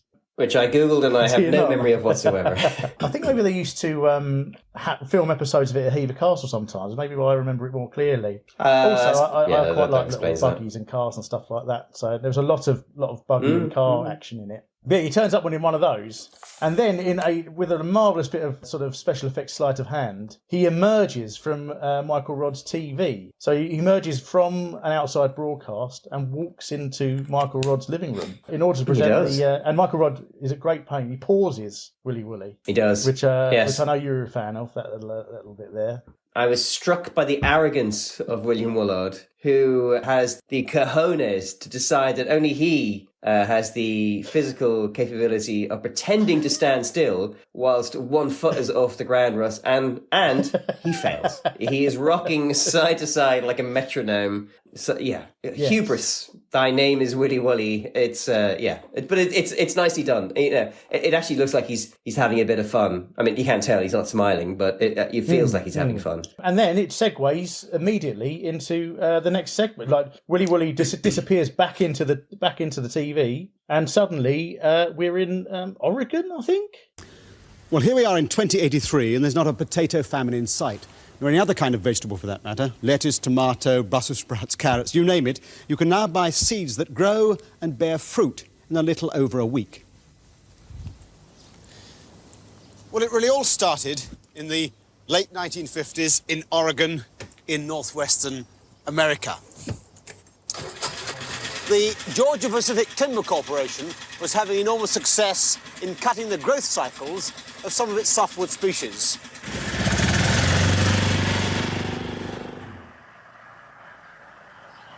Trees that would normally have taken 80 years or more of growth before they were ready to be cut down were maturing in little more than half that time. So it wasn't perhaps surprising they soon earned the title of super trees. But before long, the foresters ran into a very unexpected problem. The whole growth rate thing seemed to be getting out of control. The super trees were growing so fast, they outstripped the company's ability to cut them down and recover them. And the problem was getting more severe each year. Now, the secret of that amazing rate of growth lay locked up in the genetic material of these Douglas firs. This, for example, is a direct descendant of that original 15 or so trees selected back in the 1950s from about 100,000 acres of woodland. Now, by that process of selection alone, they were accelerating evolution, so to speak, by a factor of about 10. But when the genetic engineers got to work, then things really began to move. To my mind, this is, in theory, quite a normal segment of Tomorrow's World. He's on location, he's talking about some, development in a very specific, ostensibly quite boring thing that, in theory, should be quite interesting because it's on Tomorrow's World. Where I have an issue with this is because this is such a nonsensical episode, even this segment that should be quite interesting is rendered uninteresting by the fact that you can't pass what is and isn't fictional in what he's saying. So therefore, it is just 2 minutes of utter waffle, possibly sprinkled with some truth and fact. But because you aren't capable of understanding what is fiction, what is fact, it is worthless. Am I wrong? Not at all. This is exactly what I was talking about when I said that they're adding extraneous detail where they don't need to. Because, he's zooming about this very cold forest, and autumnal-looking forest. I can only assume it's on the Cotswold Soul somewhere. And it was at this point while watching it that I noticed that everything is tinged with this melancholy, I think apart from the talking to the animals machine, everything that they talked about has gone wrong in some way. like the climate thing gone bust. The space racism.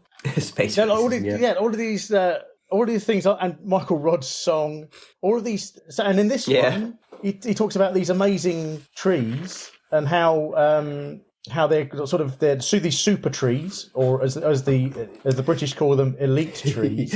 Elite trees, yes. How they grow really fast. Does he talk about what industry they use them in? Does he talk about the paper industry or anything like that? I can't remember him mentioning it. No, I don't remember. I don't recall him. I mean, we've only watched it 4 or 5 times. I don't remember him.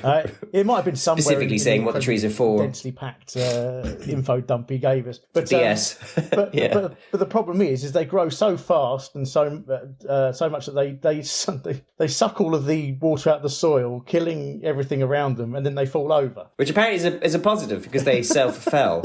But it just sounds like a sort of the tragic consequences of human. It's desperate, isn't it? Yeah, it's to me. Yeah, exactly. Yeah, I don't know. I genuinely, it's like it's worthless for us. And super trees actually exist too. The Americans coined the phrase as far back as 1958. Our own Forestry Commission called them elite trees. And although they don't pretend that these trees will one day grow to full size in a year, the acceleration of growth is still very marked. Yeah, so he says in that summing up that super trees exist and elite trees exist. They don't. They don't. They could make them, but obviously it's really dangerous. So there is no genetically modified forest tree that is allowed to be used anywhere, apart from there's a poplar in China which is insect resistant, which they use to try and prevent deserts spreading. Been genetically modified to resist insects. But there's no like sort of fast growing trees or anything like that. So I don't know where he's got the idea that they already exist. So it has even less foundation than I even imagined. Yeah, basically. So I mean, they could. I mean, GM crops and things like that are well advanced. But I think it's widely agreed that unless the tree was infertile, so it couldn't spread, it's like a no-no really, because it's far too dangerous for them to get into the because if you've got a super tree and a normal tree and they combine, the super tree is going to win out, and you end up with a load of super trees zooming around the place when you probably don't want that to happen. Oh, that's a relief. I was expecting that you were going to imply there's going to be some kind of bastard chimera tree. But yeah, I mean, those ones in China are already starting to cause problems of spreading. So I don't think that anybody wants to use any more, really. But yeah, no super trees for us. All right, great. That's actually... that's worse than I thought it was. I expected super trees to be a thing, but obviously once you say it's not real, then I remember thinking to myself, yeah, no, of course not, because remember there was all that fuss and nonsense about GM tomatoes a few years ago. So how would they, no, of course not. Okay, brilliant. Thanks, William. Yeah. I mean, there's those giant redwoods in America, but that's all nature's doing. No human involvement needed. Yeah. Well, I do fair. If they have taken half the time of a normal giant redwood, is that makes us no difference to us, because it's just as anything else, because they still take hundreds of, if not thousands of years. Is it the baobab tree or whatever it is? Is that how you pronounce it? That tree that's 10,000 years old? Oh, yeah. No, I don't, yeah. It's in, the baobab. I can't remember. Okay, fab. All right. So, but anyway, he pivots from super trees. It's more genetics, and to my mind, I think probably the most in a crowded field, the most nonsensical segment of them all. Oh, this is a word salad. This is just utter dreck. Hey, let's watch. Now that's a typical example of chemical genetic engineering requiring generation after generation of careful selection and refining. But there is another kind, a sort of micro-cell surgery. The first group of people to feel the effects of this particular form of genetic engineering were the food producers, the farmers, because the research led to super strains of wheat and vegetables and fruit. Then they turned their attention to the livestock, boosting qualities like food conversion rates, resistance to disease, growth rates, and so on. But there were still two problems that the genetic engineers faced. One was the simple fact of having to wait many months for each new and improved generation of animals to be born. The other was the increasing danger that the genetic material of these near-perfect specimens would be diluted during the conventional process of fertilization. They managed to eliminate both problems at once, simply by taking skin cells from the best of the super animals. Since all the genetic information for each of these prize animals was locked up in the DNA of every single cell, what they were able to do was to embed that single cell in an appropriate growing medium, and then persuade it to start reproducing itself according to that genetic blueprint. The result? all the offspring were all exact replicas of the original. Now, the human implications for this technique soon became obvious. Identical human beings. But let my number 2 take up the story. Thank you. Well, we 3, of course, are the result of implanting a complete nucleus, and hence all the genetic material of the adult into the nucleus of a fertilized egg. But what about snipping out bits of the genetic material, the bits you want, from, for example, bacterial viruses and enzymes, and combining them with other characteristics from other bits of genetic material? Because in this way, you can make up entirely new creatures. Although this is the area which has worried people because of its Frankenstein overtones. But here's a substance produced in this manner which couldn't be less harmful. You can, for example, eat it. Very tasty it is too. You can burn it. There it is, very safely alight. And you can build with it. Imagine if Tomorrow's World really was presented permanently by 3 differently dressed Willy Woolies. I think you do need a bit of variety amongst the presenters. I don't know whether I can cope with his information dense presentation style for everything. I mean, even just having him do that Super Tree segment followed by this cloning segment, my brain was a bit of a mush by the end of it. Yeah, I'm exhausted, Ross. Yeah, but I will say this: they would still need some kind of Michael Rod figure, because there's no way any of the clones, even number 3 clone, is. There's no way they're going to be allowing themselves to be sent off to Liverpool to film in a shopping centre. There's only glamorous OBs for old Willy Woolies. Or did you Willy Woolies or Woolies that's Woolly? A good point. Yeah. Oh, yeah. I think you'd have to call one of them Willy Woolly. No, do you know what, Russ? Let's leave this here. Let's not get sucked into this madness. Let's tell people what we saw. Well, we saw from the beginning. Willy Woolly returned back to Michael Rod's holographic living room. Yes. Should say, actually, we were slagging off the nonsense that was the Super Tree stuff. Actually, the clue to its nonsense should have been picked up by the fact that just as it ends, we have a very close-up view of Michael Rod, sat down, watching TV, pulling what could... No, not pulling. He's not pulling a face. He's mugging. It's a huge mugging, and like he's kind of put his finger into the dimples of his chin. He's kind of putting in kind of a confused / disappointed face. Because he's sitting in that very low, comfortable chair. I just got the idea that it's the sort of expression he would pull if he was in a lap dancing club. That was. I mean, yeah. I don't know, but yeah, I don't know why it cuts to him like that. But Willy Woolly hangs up his anorak on an invisible yes, he does, coat rack, and then the giant TV slides open like a Star Trek door with a lovely rubbish sound effect. Yep. Willy Woolly goes through. Yep. And then we're back in the normal Tomorrow's World studio now. Yeah, my mind is melted, Russ. I don't know what's real or isn't real anymore. Is he still a holographic image? No, somehow he's no longer a holographic image, because we'll find out, as you've heard from the clip, he's actually secretly a clone.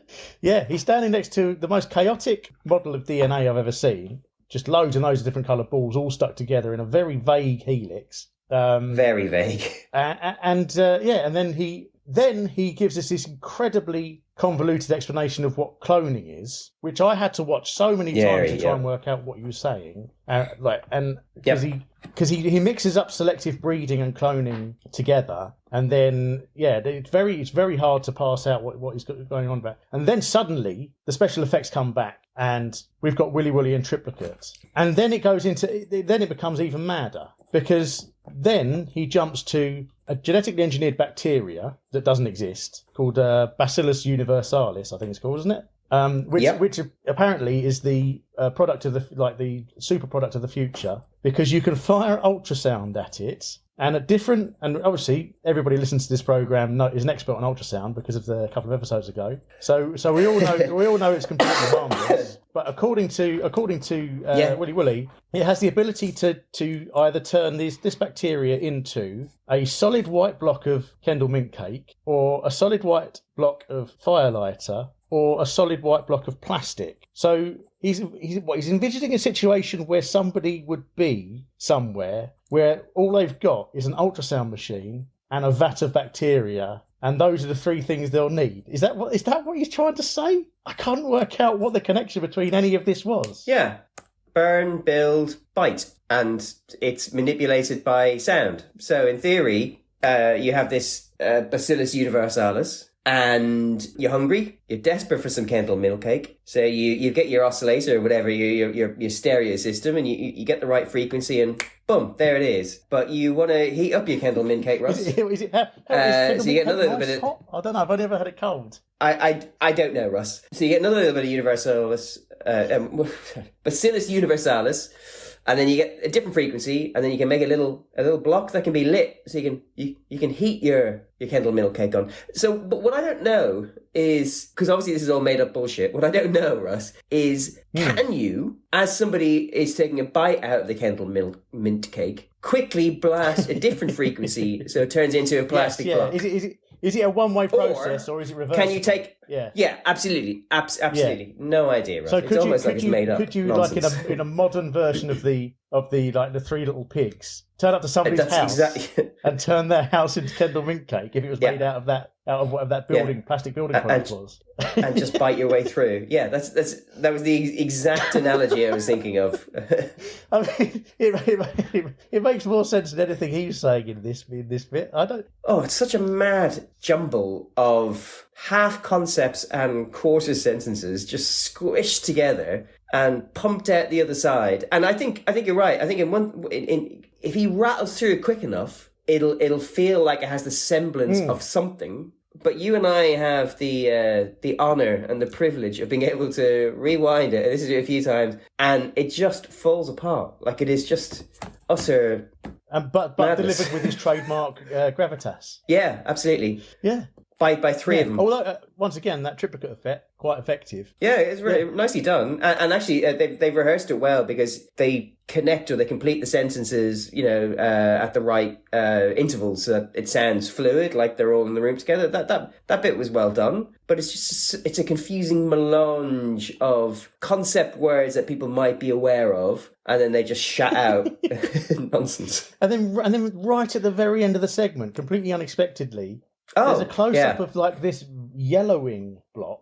It's not even one of the white blocks that he had before, and it's melting horribly, like in a really unpleasant melting way, and it's making this once again like a really 1970s unpleasant sound effect, like a meh, like sort of something bad's happening sound effect, exactly like something you would see in Doctor Who. Is that once again them saying, "Oh, this is definitely going to go wrong"? No good can come of this. Is basically what they're saying. Yeah. Tomorrow's World, no good can come of this. That's why everyone watches, isn't it? So to plan for the dystopia, the inevitable dystopia. But actually, and that was something I was thinking about yesterday on my when I was walking to an appointment. There is something about the 70s, the episode, not just the episodes from the 70s that we've seen, but like the 70s in general, where there is a real negative sense about where things are heading. And their fears aren't realised because actually they should be fearing other things. And some of them, may never be realised. But like there is a kind of a sense of negativity and dread about quite a lot of the segments we've seen in a lot of the programmes. I go back to the Vancouver housing one, where basically they said by the year 2000 we'll all be living in shantytowns if we're lucky. Shantytowns made of Kendall mint cake, turns out. Yeah, absolutely. Yeah, but for 10 years we'd have been living in rooms made just purely of television. There was that, and then there is the idea of the overpopulation that seemed to be prevalent in the 1970s. And they haven't even got to global warming. They're blasting holes in the ionosphere. I said it's really peculiar to kind of I was aware of this idea because, like, as I said, actually in the episode from Vancouver, 1975, I think, I mentioned how it reminded me of both. Is it the Gemini Man and Soylent Green? Omega Man. Which Gemini Man's that awful Will Smith song. The Omega Man. Will Smith film. Yes, sorry. Omega Man, or the Amiga Man, I suppose, and Soylent Green, which are really, they're really good films, but they're really kind of dystopic, and but they're like cemented in like the real, what must be clearly very prevalent fears about where everything is going, not just like Britain, but like everything is inevitably heading towards inevitable collapse. And it's shocking they're still broadcasting this program at all. Like, if that's how they felt, it is flabbergasting that they even pretend like there's some kind of future that we should be excited about. I didn't expect to kind of have that feeling But it's like this episode is a real prism, kind of boiling down some thoughts I've had percolating away about the 70s episode that we've seen, because like there is nothing optimistic about any of these segments. Really. I mean, they can't help films, themselves. I always remember when I was younger and I really got into films. I started watching like a lot of the old classics, like a lot of the old stuff that I would not have necessarily seen on TV. Started watching videos and things like that. I remember one of the first things I noticed about 70s films is the main person almost invariably dies at the end, which after that stopped happening. And I feel like that there was just a I don't know, maybe they were more realistic back then. I don't know. It's certainly not a way I live my life. That's for sure. No, it's not, Russ. But as I always say, you are not a good judge of how people should live their lives. Cloning? Well, that's with us already as scientists continue to refine their ability to remove and replace chromosomal DNA. Cloned humans? Well, you've probably already seen the news story about a 14-month-old American baby claimed to be the world's first cloned child, although scientists in this country frankly do not believe it's possible yet. Did you see that New York Post story about the first cloned human, Mark? I did, Russ, when I watched this episode of Tomorrow's World from 1978. Other than that, no, I've never come across that particular story. I feel like we would know. Don't I be more aware of it if there was this? There had been a cloned human wandering around since 1978. No, obviously no. There's no cloned humans whatsoever. That we're aware of. No. Yeah, I have you have to have a sneaky suspicion that somewhere out there is a successful cloned human as a result of an experiment. Whether they're out and about, working and running around the streets, or whether they're locked away in some kind of dank cellar, I don't know, Russ. But I've got my fears. And you know why I've got my fears? Because I watched Tomorrow's World. This did actually lead me down one of my little Wikipedia tunnels, because obviously there have been a couple of people claiming that they cloned humans over the years. Some of them are not very interesting. It's just like a scientist saying they've done it and then being disproved. But the one that stood out to me is a sort of a business stroke charity called CloneAid, which was set up in the late 90s. And the CloneAid is run by a cult called the Raelians. Have you ever heard of the Raelians? Oh, yeah, I've heard of the Raelians, yeah. They're a French cult started in the 1970s. And they're kind of vague similarities to the old, what's the one that they're called? What's Tom Cruise's one called? Scientologists. Scientology, yeah. In that they believe in aliens. Presume that's why they're called the Raelians. I don't know. But their thing is that all of the ancient people that started religions like Jesus, Muhammad, Buddha, all of those sort of people, they were aliens. They weren't. So they don't believe in gods. They just believe that everyone's come to Earth, or everyone sort of important is some sort of alien. And they think that since the setting off of the atomic bombs, we're in an age of apocalypse. And in order for us to survive, we need to invent human cloning so that we can live forever. But they've put their money where their mouth is. And they genuinely, this business is still running, and it is genuinely doing, well, I say genuinely, it is running research into human cloning. But the mistake they made was in 2002, they claimed that they had cloned a human and then proceeded to produce no evidence of it whatsoever. So there's definitely, I think, like Scientology, and I hope Scientologists don't come after me on this, I think there's definitely a sense of they're taking people's money and then making up spurious claims to keep the business running, to keep the money flowing, sort of thing. Yeah. But I thought the most interesting thing about the Raelians is that they're one of their main objectives is to set up an interplanetary embassy, right? So that they can have a landing pad for when the aliens come back to Earth, they can land on it, right? Yeah. And I wouldn't have thought that would be a particularly difficult thing to do. They've had real trouble trying to do it. And they keep having discussions with different countries to ask if they can set up an interplanetary embassy on it. Right. Surely seek forgiveness, don't ask permission.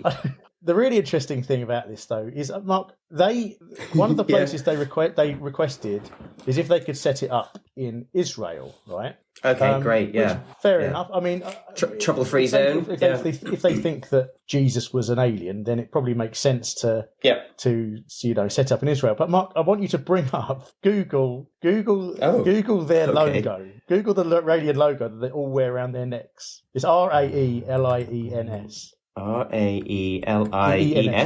Yeah. Go to the Wikipedia article and see what their logo is. For some reason, the Israelis took offence at their logo being plastered on the front of their interplanetary embassy. And for the people at home who've not bothered to Google this, their logo is a Star of David with a swastika in the middle. Yeah. Really covering all spectrums there of... Jeez Louise, I was not expecting to be quite as taken aback as I was. I presume, I guess their justification is probably, it's a Hindu symbol and we're trying to cover all the religions. But I get that. I mean, it's the circle of life or whatever. It's got to be... Have a bit of sensitivity. To try to set that up in Israel. So you're still trying to set up this embassy. So if anybody out there has got any spare lands and they want to sell it to the Israelis, maybe get in touch with them. I mean, if they really are coining it in, I'm sure they'd be able to buy plenty of land in the middle of Oregon or South Dakota. Yeah. Just paint something on the ground. Maybe because it's an embassy, it needs to be in a capital city. Maybe that's their problem. Yeah, maybe that's their problem. And just one more thing about cloning. Obviously, loads of animals have been cloned. But it's a question I want to ask you. Do you know what the first animal to be cloned was? Probably like most people, the first one I really remember is Dolly the sheep. Exactly. So, yeah. But, no, hang on, I haven't finished. But if I had to guess, it's probably a frog. Oh, well done. Yes. Yes. So it's a common misconception that Dolly the sheep was the first animal to be cloned. Dolly the sheep was the first mammal to be cloned. Mammal, yeah. It turns out that the first animal was actually a tadpole. The tadpole of the northern leopard frog, all the way back in 1952. Yeah, wow. And since then they've cloned all sorts of animals, loads of them. This is why someone somewhere has cloned a human. Well, I didn't mention this. There is apparently a difficulty specific to apes. There's the protein that's it. So they need to clone from the egg, and the protein, I can't remember what it's called now, it's got a special name, that's responsible for cell division is right next to the chromosomes in a human egg or ape egg, which for whatever reason, however they do the cloning process, makes it incredibly difficult. And that's not the case in other animals. Right. So that's why they explain that they can't do it yet. Oh, yeah. That's interesting. So it's like nature has its own little check and balance there. Oh, okay. Yeah. So no chance of any triple Willy Woolies in the near future. much to a lot of ladies in your disappointment, I'm sure. March the 16th, 2217. The Transglobal Supertube network was completed today when the President of South America travelled from Cape Horn to Cape Town in less than 30 minutes and at 14,000 miles per hour. Trains propelled by electromagnetic linear induction can now take passengers round the world in under 3 hours. Closer to home, however, today's event comes at a time when people are getting progressively more unhappy with the linear transport system. As the leader of the opposition said in the House yesterday, you stand a better chance of getting from Cornwall to Scotland than from Westminster to Hampstead. Super tubes, Russ. As they say in Britain, elite tubes. Yeah, super trees, super animals in the cloning bit, and super tubes. A lot of super. In the future, everything's super. It's like Reggie Parrot, isn't it? Oh yeah, great, super. That's a great super. Yeah. This is a very brief one, isn't it? This is almost like one of their news roundup sections. I'm not disappointed, Russ, because I'm tired. You've been battered into submission by the relentless stream of bullshit. That and the cold I have. I'm done for now, Russ. This is it. I realised I've got no future. Good point. Yeah. Well, I mean, this is we can cover this one quickly, I think. No, let's really drag it out because what she suggests there is impossible. Thankfully, she doesn't go into hardly any detail. She just suggests that there's. I don't know whether. Relief. Obviously, with the use of the word tube, is she suggesting an underground system like the London Tube, or is she suggesting a system of tubes, as in pipe, like how the internet works? Yeah, exactly. Yeah, as in giant pipes. Because obviously these days, that's what people are suggesting as a super high speed way of getting around. As Elon Musk termed it, the Hyperloop. The idea behind that is it's a big vacuum tube with a train in it. Then it maglevs and it makes it go really fast. So she could be either suggesting that, or she could be suggesting that we dig tunnels between South America and Africa, which would be an insane undertaking. I had to say that's what I assumed she was talking about. The tube is just a kind of is a colloquialism, but it's an underground. I took it to be an underground rail network because it reminded me of Genesis 2, which I don't know how many people remember at home, but I definitely saw once, which is a failed Gene Roddenberry follow-up to Star Trek, the original series, before he went into the films. And my memory of that, and I did have to look it up to refresh myself, but my memory of that is a Buck Rogers style situation where like a contemporary man is frozen and wakes up in the future, but it's a future where I think all the places of the earth are isolated. Obviously he's in America or somewhere like that, so it's all kind of, on the level, and he's able to become the alpha leader he should be. But in order to get to other bits of the earth, they use a long abandoned underground super tube network. And the only thing I really remember is the image of the train coming towards the camera and then disappearing off in another image. And that's what I imagine for this. And it seems equally as implausible on this as it did on Genesis 2. Yeah, I mean, we've already covered the Channel Tunnel, and that's like 26 miles, however long that is, 23 miles, something like that. Something like that, 20-something, And that was a huge undertaking in itself. I just can't envisage any time they would ever tunnel cover distances like that. It just seems like such an extraordinary engineering feat. And what happens if you get stuck halfway under the Atlantic? It doesn't bet. No, halfway in the Pacific, Russ, because there were.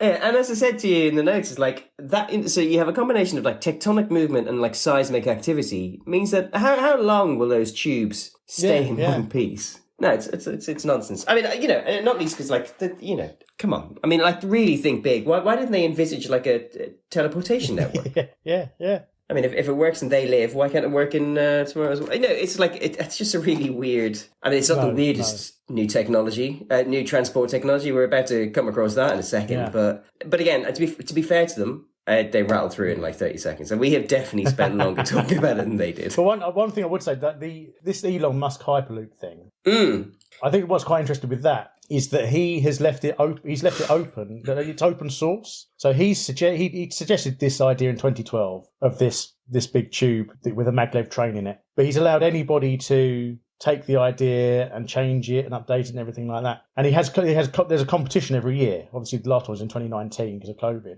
But every year they come back and they try and make the train go faster. And they're all different teams from all over the world. It's kind of like they used to do it with like trying to make the world's fastest car, didn't they? They turn up to the deserts and do that. They do that. But bearing in mind, maglev trains are being developed and are coming to Japan soonish, like in the next 5 years or so, because the Shinkansen isn't quick enough. I don't understand how putting in a tube, with the exception of adding the word hyper, like it just is like I suppose the thing like a bullet in a gun. Where does all that? There's no air go, suck all the air, right? So when they out of it, so there's a vacuum. So there's no air friction. So they've currently got it to go. The fastest they got was in 2019. The University of Munich got one to go 288 miles an hour. But they reckon if they can get it to go working properly, it will go about 760 miles per hour. And if it goes that fast, it will be quicker to get intercity than an aeroplane. That's the plan. So that's what they're aiming for. But they've still got a long ways to go.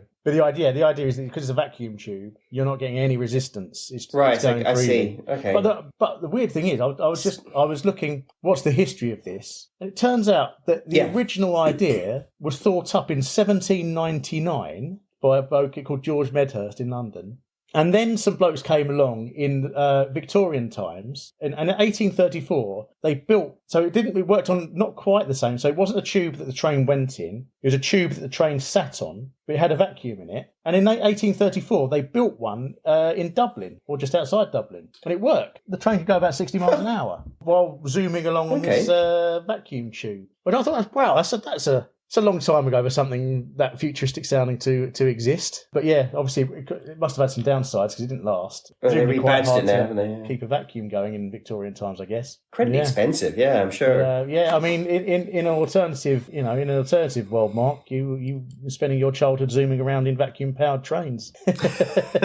Yeah, absolutely. Anybody who has to walk to his nearest supertube station, or to his regional hypermarket for that matter, knows what a blessing a cheap personal transport vehicle would be. A group of engineers in Nottingham reckon that this is the answer. They call this unlikely-looking thing the die rotor, and you use it by straddling it so and pushing it forward with your feet. Now, once you get used to it, balance isn't a serious problem. You steer the thing by leaning in the direction you want to go and pointing the leading wheel. So, within a short time, the team reckon they'll have solved the problem of how to stop the die rotor, because though it's mighty hard work going uphill, believe it or not, during downhill tests with a following wind, this prototype has got up to 60 kilometers an hour. Now, I can't guarantee I'll attain that speed here in the studio, but you should be able to get an impression of how effective this will be and how much exercise we'll get should the unlikely thing ever catch on. Right, what's going on there, Mark? Well, I think both these little demi segments are an indication of perhaps a lack of content to fill out the program.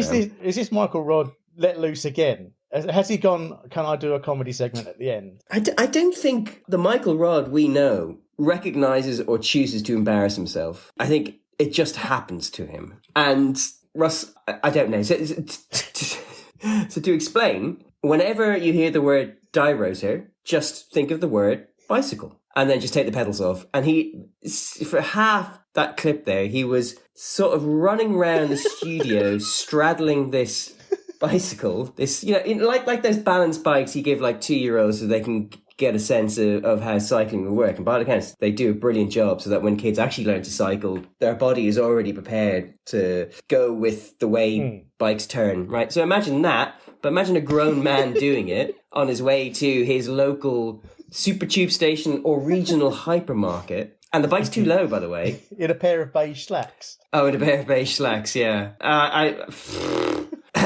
don't know. I like the word die rotor. I'll give them that. I don't know if it's a real word or not. Better than Climcon. It illustrates nothing. There's no way that bicycles will be forgotten by the future. Zero. Zip.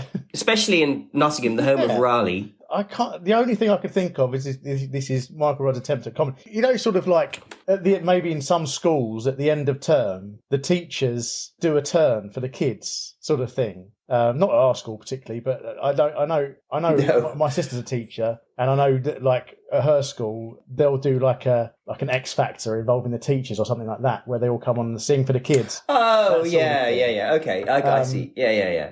Like a talent show. Yeah. What does your sister do? Well, she's a right show off, so she comes on and sings something normally. Fab. So I was just getting that. I was wondering whether Michael Rodd's gone, right, on the 500th episode, I'm going to just do all this sort of performative stuff. Because I can't think of any other explanation as to why he's doing this terrible semi-comedy. I don't know.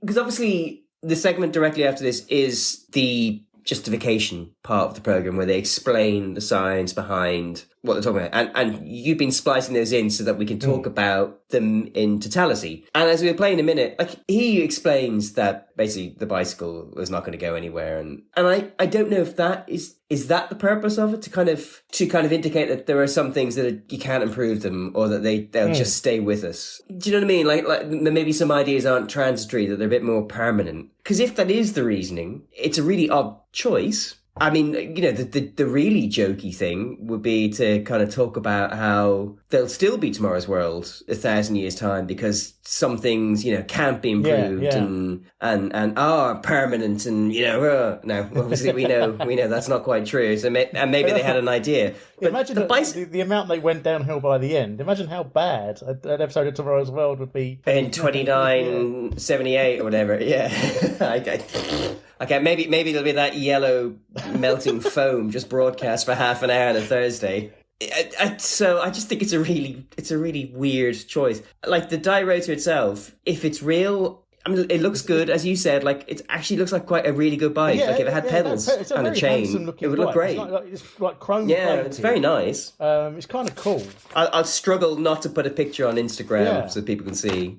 So I don't know whether it's just a really great prop that they made, especially after having seen the disasters that is their kind of DNA model, which is awful. And, normally we are seeing the praises of the models that they show, but that one was awful. If this is faked up, it's really good, but it's, I don't know, I've made that sound more in this last half hour than probably the previous 5 years. But I hope it indicates like my kind of, you asked me a question, Russ, I don't know the answer, so I'm waffling. Is that okay? Or I can just go...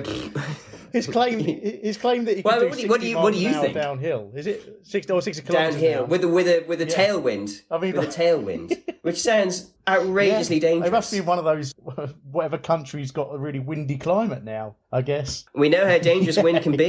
Yeah. And the bike, well, that just seems too established an idea for it ever to need reinventing. But that super-fast subway system Judith mentioned at the beginning of this report was actually suggested last month by Professor Robert M. Salter, an American research scientist. And so that explanation kind of fits into my idea that maybe they were desperate for some content, Russ, because the Supertube idea is from a newspaper printed, literally, 30 days previously, in which a scientist suggests that trains travelling at 1,400 miles per hour. 14,000 miles per hour, didn't it? Oh, sorry, yeah, it was. Sorry, it was. It was 14,000 miles per hour. Where he's getting that figure from, because I looked at some, the history of different people proposing it. And even in 1991, when they had proper maglev and everything, the absolute fastest that anybody suggested was 2,500 miles per hour. So 14,000 miles per hour seems a bit... I don't know where he's got that figure from. Stuff of a madman's Is he setting off nuclear bombs behind the carriages to make it go fast? I don't know. So does that help clear things up, everyone? But while watching the bike thing, it occurred to me, what do we know about the falling out of Raymond Baxter and executive producer Michael Blackstad? One of the reasons why Raymond Baxter didn't like Michael Blackstad is that this is a quote from him, that he would never trust anybody that cycled to work every day on a bicycle. Oh, wow. So you think that's an FU? Yeah, do you think that's... I don't know. Oh, well, going back to what I originally suggested, that the whole programme is designed to not reflect on the history of tomorrow's world, so that they don't have to show, discuss, mention Raymond Baxter, then that little sign off of Michael Roy kind of triumphantly lifting the bike as a successful concept that'll definitely see it into the future does to my mind kind of rather fit. Yeah. I'm not sure I need any more evidence, Russ. It's all there, Mark. You just need to look for it. You just need to scratch the surface. Yeah, absolutely. Mr. Policeman, the clues were all there. And we've sort of cut the programme up slightly in that the presenters now go into their roundup. Yes. So the bits that I've spliced in with their explanations, which I think almost universally I've discovered to be bollocks, they go through those. But then there's a really nice bit, I think, during the end credits where we have a few quotes regarding the future of science and technology. Yes, let's play it and listen. So who knows, maybe our wild speculations weren't quite so wild after all. Even over as short a period as the next 25 years, there will, of course, be developments by the score. Many of them can already be predicted. But then there are the eurekas, the discoveries that are impossible to foresee and which can change our thinking almost overnight. These days, there's little future in being a prophet unless you're prepared to keep all your options open.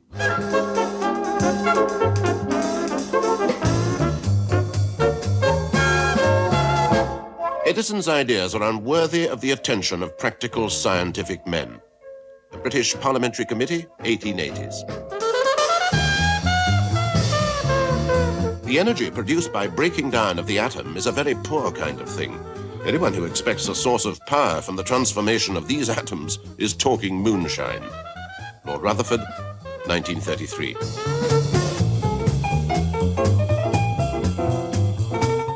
We have no use for telephones, we have telegraph boys.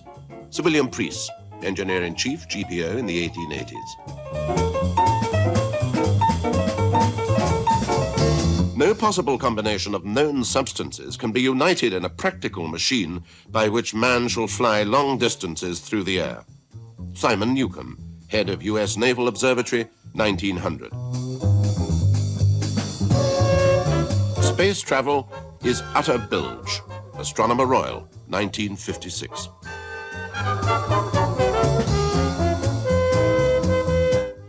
I refuse to see any sort of submarine do anything but suffocate its crew. H.G. Wells, 1902. But there is in all this one thing we can be absolutely certain about. We'll be back on the air next Thursday at our usual time with the 501st edition of Tomorrow's World. Charles F. Kettering, an obscure American inventor, put it rather nicely. He said, "I'm interested in the future because I intend spending the rest of my life there." Good night. Well, there's one good thing to come out of this episode, Mark. It's our quest to find out who the man who does the voiceovers is. Yes. Is over. Yes. It's come to. They've it's answered concluded. our prayers and actually included his name in the end credits. Presumably because he's Yes. the one supplying this selection of quotes. But it is Derek Cooper, OBE, as he ended up being. Oh.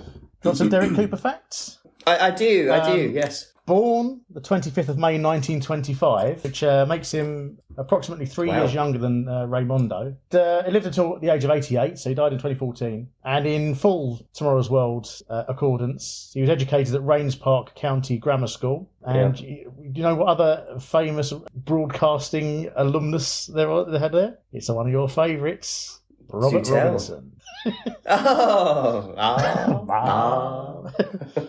What did it was? Mr. Cooper?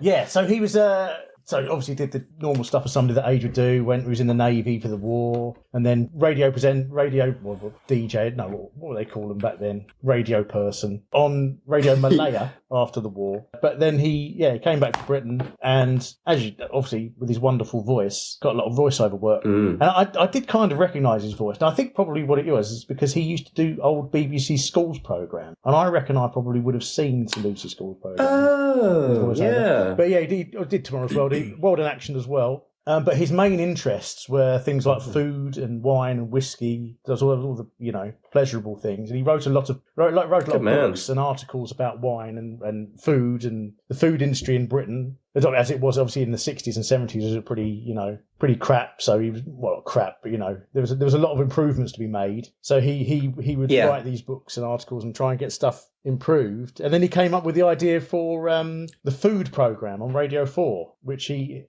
presented from 1979 until 2001. Yeah, that was his main sort of good long innings thing. So I might probably recognise his voice from that as well, because I remember my parents used to listen to Radio 4, on a Sunday afternoon or something like that, and that's when it'd be on. But there's this great quote about him that I found in his obituary, which I'll read out here. It says, his rich baritone voice and faultless enunciation were described by one enthusiastic critic as lolloping out of the ether like a gigantic Labrador hewn from honey-baked ham.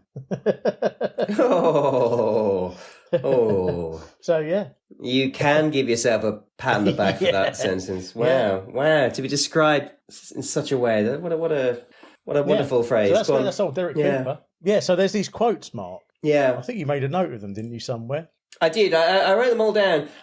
Some of them are a bit unfair. Like I just in our notes I've described this as the commentary of shame, and the idea is that obviously even smart leaders are unable to predict the future sometimes. 1956, the Astronomer Royal, space travel is utter bilge. Or Simon Newcomb, head of the US Naval Observatory, no possible combination of known substances can be united in a practical machine by which man can fly long distances through the air. And then actually, I think my favourite one is probably Sir William Preece. We have no use for telephones, we have telegraph boys.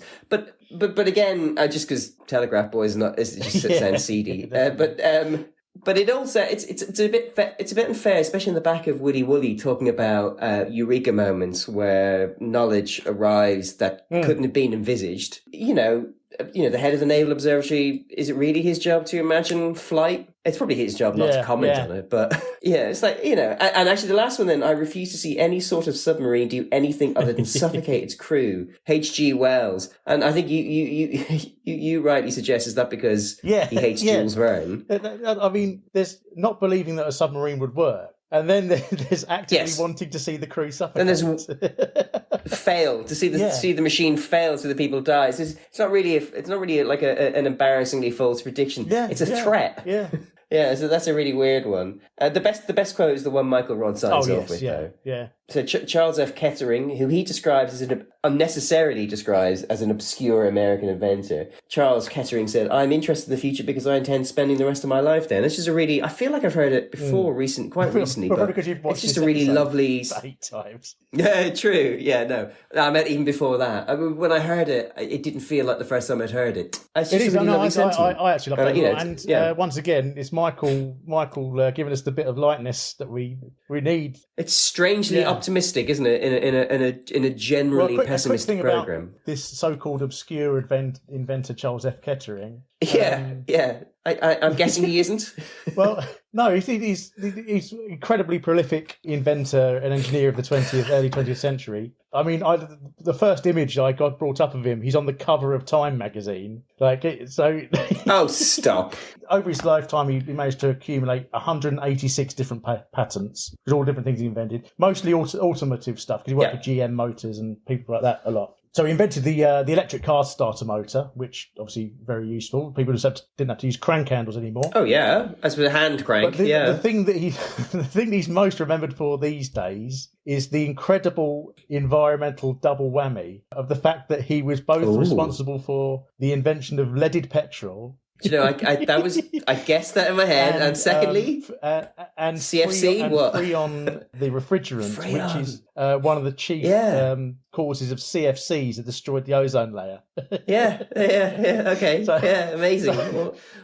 What a mensch. So when he, back in the 30s or 40s when he was doing this stuff, everybody thought the man's a genius. And then by the late 80s, they realised he's the most destructive single influence on on the environment. So he's not so much obscure as he is infamous. Yeah. Wow, brilliant. It's still a lovely quote, though. Yeah. It just fits into this idea of Michael Rodd. Always, it's like he always has to add in like an adjective too many that just kind of reveals his ignorance. I initially thought, maybe there's a tinge of irony to that. He might. I hadn't even thought about that. Yeah, he's saying obscure because he thinks we all know, but we all know him. Yeah, that would be okay if he said like an obscure physicist by the name of Albert Einstein, because everybody at home would know who Albert Einstein is. But this Charles Kettering bloke is both not obscure, but also not famous enough to be known by the home audience. He's not a household name, no. I imagine even people in Kettering don't know who Charles Kettering is. Yeah, so it doesn't work. So I don't think Rod's going for the irony angle. Also, he doesn't. There's no indication in Rod doesn't do irony. No. There's nothing ironic about any decision he makes. But then, thankfully, I mean, after and there's a little extended version of the theme tune as well, which was nice. Any other episode, Russ, that would be the best song or the best tune that we listen to. Not this one, no. But not this time or any time. No, there's something even better than that. But it's a really good, really enjoyable listen, isn't it? The full version of the theme tune. Definitely. But I suppose on that note, we might as well attempt to do this audit. This has hurt my head so much. I'm not even going to pretend I have a ledger here that I'm going to pen the answers into. Let's just get on with it. To be fair, we can do the first half though. We can do all of it, but like the first half though, year and context. Let's start as we always do with the box office. I presume you want me to do the year 1978 and not the year like 22. I do, Russ. Yeah, 29, 58 or anything like that. I mean, by all means, take the box office from 1978 and try and extrapolate out what films you think might be the number one in future years. Well, there's a couple of films in here you might. So I managed to actually find the top 6 of the cinema. Okay, that's good because 1974 was a really good year. Yeah, so this is a week after. So this is the 24th of March. Okay, and I've got the top 6. There's a couple of films in here you might have heard of, I reckon. So number 6 is Tomorrow Never Comes, which is got Oliver Reed and Raymond Burr in it, which I don't know about. Number 5 is ABBA the movie. Oh, I've seen that. That's starring ABBA. Yep. Number 4 is What's Up Superdoc, which is definitely some sort of sex comedy. Oh, has to be, doesn't it? I think you mean What's Up Elite Doc. It's got the poster, the bill poster for it. It's a very is it in that comic style, like Carry On? Nurse in fishnet stockings and a bra, starring Harry H. Corbett. Number 3, a little film called Star Wars. Number 2, a little film called Close Encounters of the Third Kind. And number 1, a little film called Saturday Night Fever. Oh, wow. Okay. That's a big Yeah. box office. Yeah. Saturday Night Fever, that's one of those films with a really depressing end, isn't it? One of them jumps off a bridge or something. That's right. Yeah. That's right, isn't it? Yeah. That's good. All right. So I was just thinking about that. Yeah. It's like, that's running a cinema. That's just printing money at that time, isn't it? It's those three films. Bloody hell. Pop chart? Pop chart. You know, in the previous episode, we hadn't heard of any of the songs, really. Yes, 100%, yeah. I assume are these all singles from the Saturday Night Fever album? No, but in this one, I think I've heard of almost all of them. Oh, exciting. Number 10, Matchstick Men. Is it Matchstick Men? I thought it was Matchstick Men. Matchstick Men and Matchstick Cats and Dogs by Brian and Michael. Okay. Number 9, Mr. Blue Sky by ELO. Number 8, Staying Alive by the Bee Gees. Number 7, I Can't Stand the Rain by Eruption. Number 6, Bob Holness's classic, Baker Street. Brilliant. Number 5, Wishing on a Star by Rolls Royce. Number 4, Come Back My Love by Darts. Number 3, Denis by Blondie. Number 2, Take a Chance on Me by ABBA. And number 1, Wuthering Heights by Kate Bush. That's a good. It is, that's isn't a good week. Plenty to listen to on there. There's isn't some there? great songs in there. Price of a house. Or average wage, actually, is always Average a good one, wage, isn't it? Yeah. How much are we earning? Yeah. How much are you earning, and then how much does a boat cost? Average wage £3,269. Excuse me. Average house £17,288. Oh, So in today's money, that's only £97,000 in London. Depressing. Pint of beer, £1.70. Yep. So nice and cheap. Well, no, sorry, 40 pence, which is now £1.70. Which is £1.70. But Oh, gee, that is nice and cheap. The big news here, Mark, is that a litre of fuel is only 17 pence, which in today's money is only 95 pence. And wow. partially thanks to the fuel crisis, currently a price of, like a litre of petrol is about £1.40 or something like that. I think so. It's the first time we've had a litre of petrol that is different to the current value. That's interesting. I saw a news story the other day. I don't know if you saw this. There's a garage in Chelsea that was selling petrol for £2.68 a litre, and they still shut your mouth. Oh, I love that sort of shameless price gouging, opportunistic sort of thing. yeah, absolutely. With zero justification whatsoever. Wow, OPEC must have really turned the spigots on this year. Oh, but you'll be pleased to hear that a pint of milk, 52 pence, which is £2.92. So outrageously expensive. Unbelievable. I mean, that's almost a litre of petrol in Chelsea these days. That's how expensive that is. And were you able to find anything in the Argos catalogue? Yeah. It's I love a kettle. Of course it is. Chromium plated, switches off when boiled, 2,400 watts, capacity 3 pints, £15.45. Yeah. Oh, okay. And in today's money? Check. Let's say that's £1,000. I don't know. Yeah. £1,000. Okay, that's half a boat. I love it. Okay, that's the year. Let's do the audit. Now, this is going to be kind of difficult, but I have faith we'll make do and mend. So question 1 is always most important invention. I don't know whether to focus on the utter bullshit or the pseudo justification. Yeah, I'm wondering whether the most important invention is the green screen that they use to do all the special effects.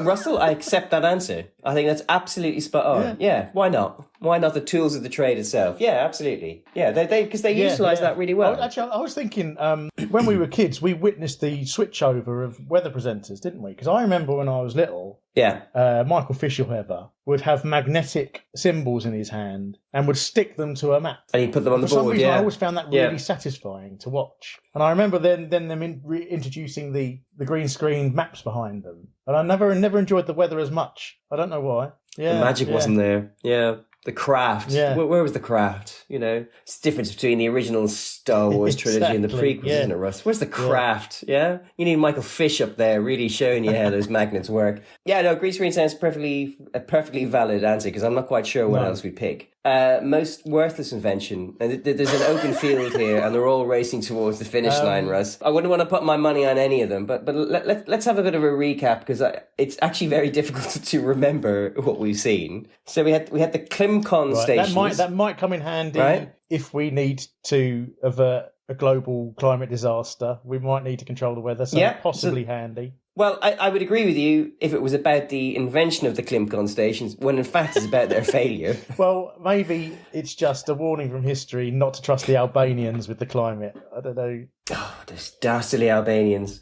Segment 2, and I think this could be a favourite, is talking to animals. That's... Which doesn't even deliver on the fake promise that they falsely offer up. Like no one talks to animals. No good can at come all either, because no good can just come involve from that. people Yeah, turning animals into some sort of, I don't know, commandable slaves or armies or something. There's adaptogens. Right, this one is a top runner for me because I have a particular hatred of quack medicine, herbal nonsense, quacky. Yeah. Okay, it seems to be getting more popular as time goes by. So yeah, that's a front runner for me.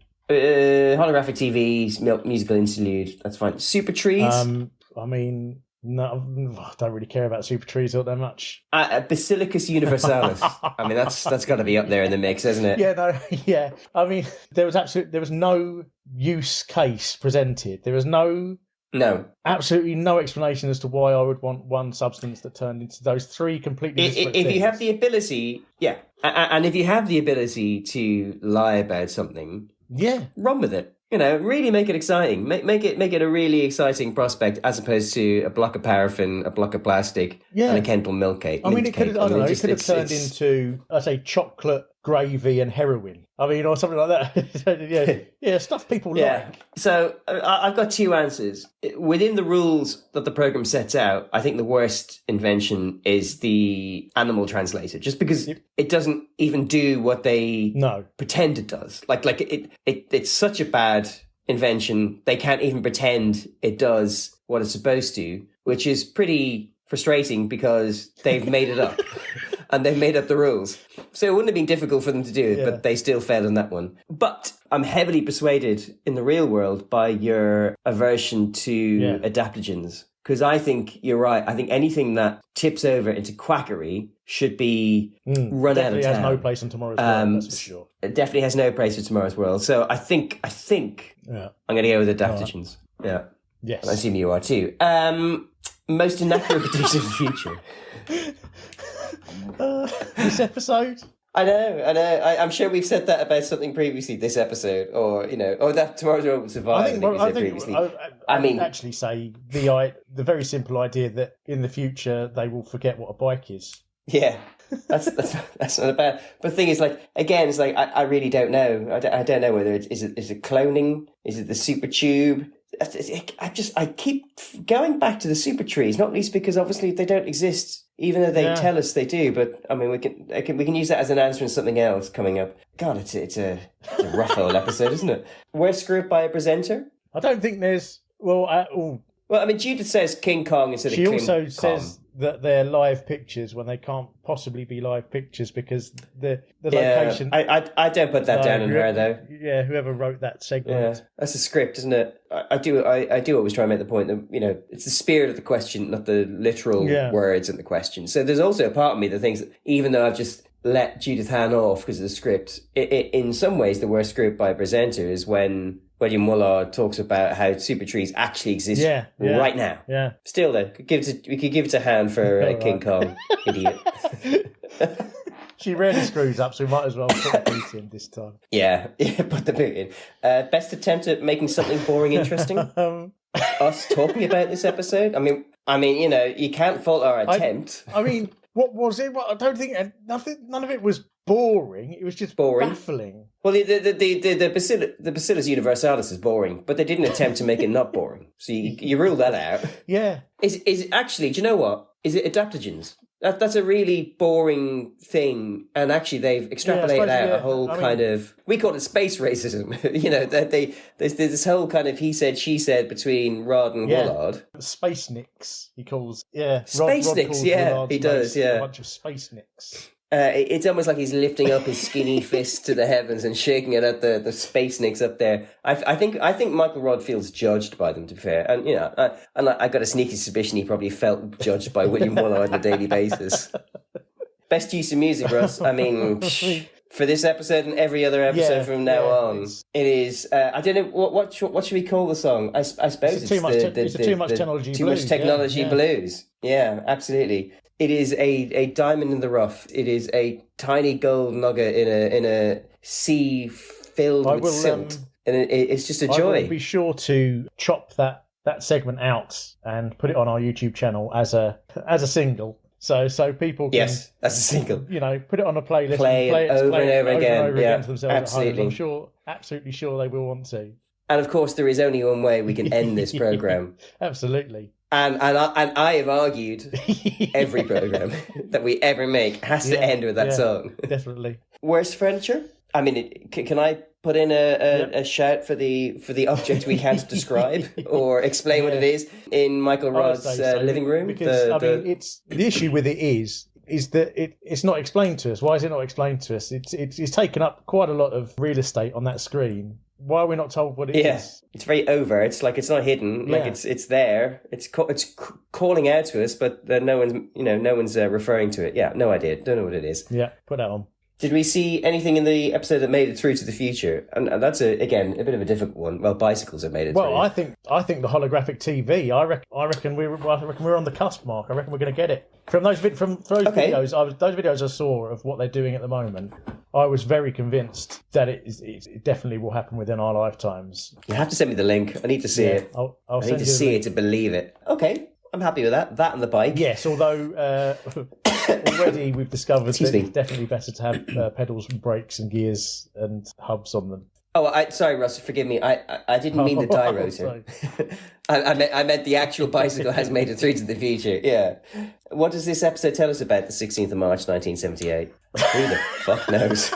I would say there's a few things. I would say, having looked at the cinema box office, I think they were probably slightly influenced by the sci-fi boom of this, the Star Wars influenced sci-fi boom of this. So I think there was a lot of sci-fi floating about, which probably influenced their decision to make this episode like this. Yeah. I would say that everyone's a bit too obsessed with the technology of green screen. And I would say that everyone fears for their futures. And yeah, absolutely. And in Michael Rodd's case, he's talking about next week. Yeah. I would also say the 16th of March, 1978 is a bit, it kind of, I think it's like the 15th of March, 1978, but on acid. And then finally, let's do our little TW trope checklist. As we always know from the last episode and no previous episodes, not all of them are necessarily applicable. And at some point in the future, I hope that we will find an episode that will allow us to tick them all. But presenter having to speak over louder sounds. Now, does that include a band or not? I don't. Well, the thing is, are we being too clever with that was one? Loud enough. No, I think I for agree. It to count. I think the sound was an acceptable level for a presenter. It's a natural oral background, I think. So it's not like heavy plant, it's not machinery, which is kind of what we meant. So I'm going to leave that. Bit where Michael Rodd uses a megaphone to talk to a finch, so he can drown out the sound of its own internal madness. I don't know whether that counts either. Which I'm going to leave this one unticked for the moment, Russ. Maggie Philbin obviously can't be wearing sleeves that don't match her body because she's not in this episode. Do we have a Stanley Kubrick reference? We had a lovely one. We really do. And without us having to do any heavy lifting whatsoever. And of course, Michael Rodd's living room that he was in was yet again an example of a pure white decorated room, like the end of 2001 that we had in a previous episode as well. It reminded me more of when Leonard Rossiter's in the space station because they're all in kind of lower chairs, aren't they? So it reminded me of that. That's a bit more heavy lifting, but the fact that the circumcised end of Discovery 1 is floating around the background of Willy Woolard's giant space shed, I think that's in. Something to do with oil rigs? No, shockingly, nothing to do with oil rigs. Suspiciously obvious brand name on the ad-free BBC? I don't remember seeing anything. Unless you include the newspaper from Russia, but that's not available in shops. No. Unless like Climcon is a product name or a company name. I think unfortunately no. Clear and blatant lying. That's a big hard, solid tick. Evil farmers. Not specifically, but can I suggest that the animal translator is clearly a fascist tool that is used to control animals? There's no doubt in my mind that is going to be used for evil. Oh yeah, absolutely. It's no good can come of that. No good, which I know is the catchphrase of the episode, but no good can come of that. And then finally, casual sexism. You've got a better eye for this than me, Mark. Yeah, nothing jumps out of me. So, I mean, there was space racism, but not casual sexism that I necessarily recall. Yeah. Obviously, if I remember anything, I will make amends. But nothing jumped out at me, which I was quite surprised about. It would have been, but because they're making up nonsense. And maybe they've decided that in the future sexism doesn't exist. So, wouldn't that have been a nice segment? But I fear it would have only drawn to attention the fact that sexism certainly does exist in this program. And that's it, Russ. That's our audit close for this. I think I really do feel confident this will be the weirdest episode we see for a very, very long time, if not full stop. But it was all worth it. It was absolutely worth it for what comes next, for what will play out this show, because it has become one of my favourite things. Well, yeah, so I don't want to... Normally I waffle on with some nonsense and then take us out. I'm not going to do that this time, Mark, to the relief of probably everybody. I'm just going to leave it up to Michael Rodds to have the last word with his lovely quote and then his even lovelier piece of music. So, from myself and from you, we will see you tomorrow. Bye-bye. Charles F. Kettering, an obscure American inventor, put it rather nicely. He said, "I'm interested in the future because I intend spending the rest of my life there." Good night.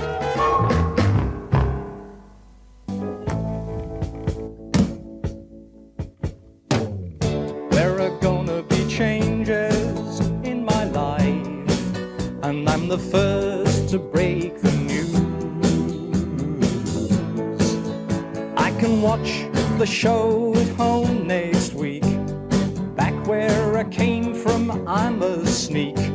From where I sit, the outlook's bleak, but I'm the one to lose. I got the too much technology blues.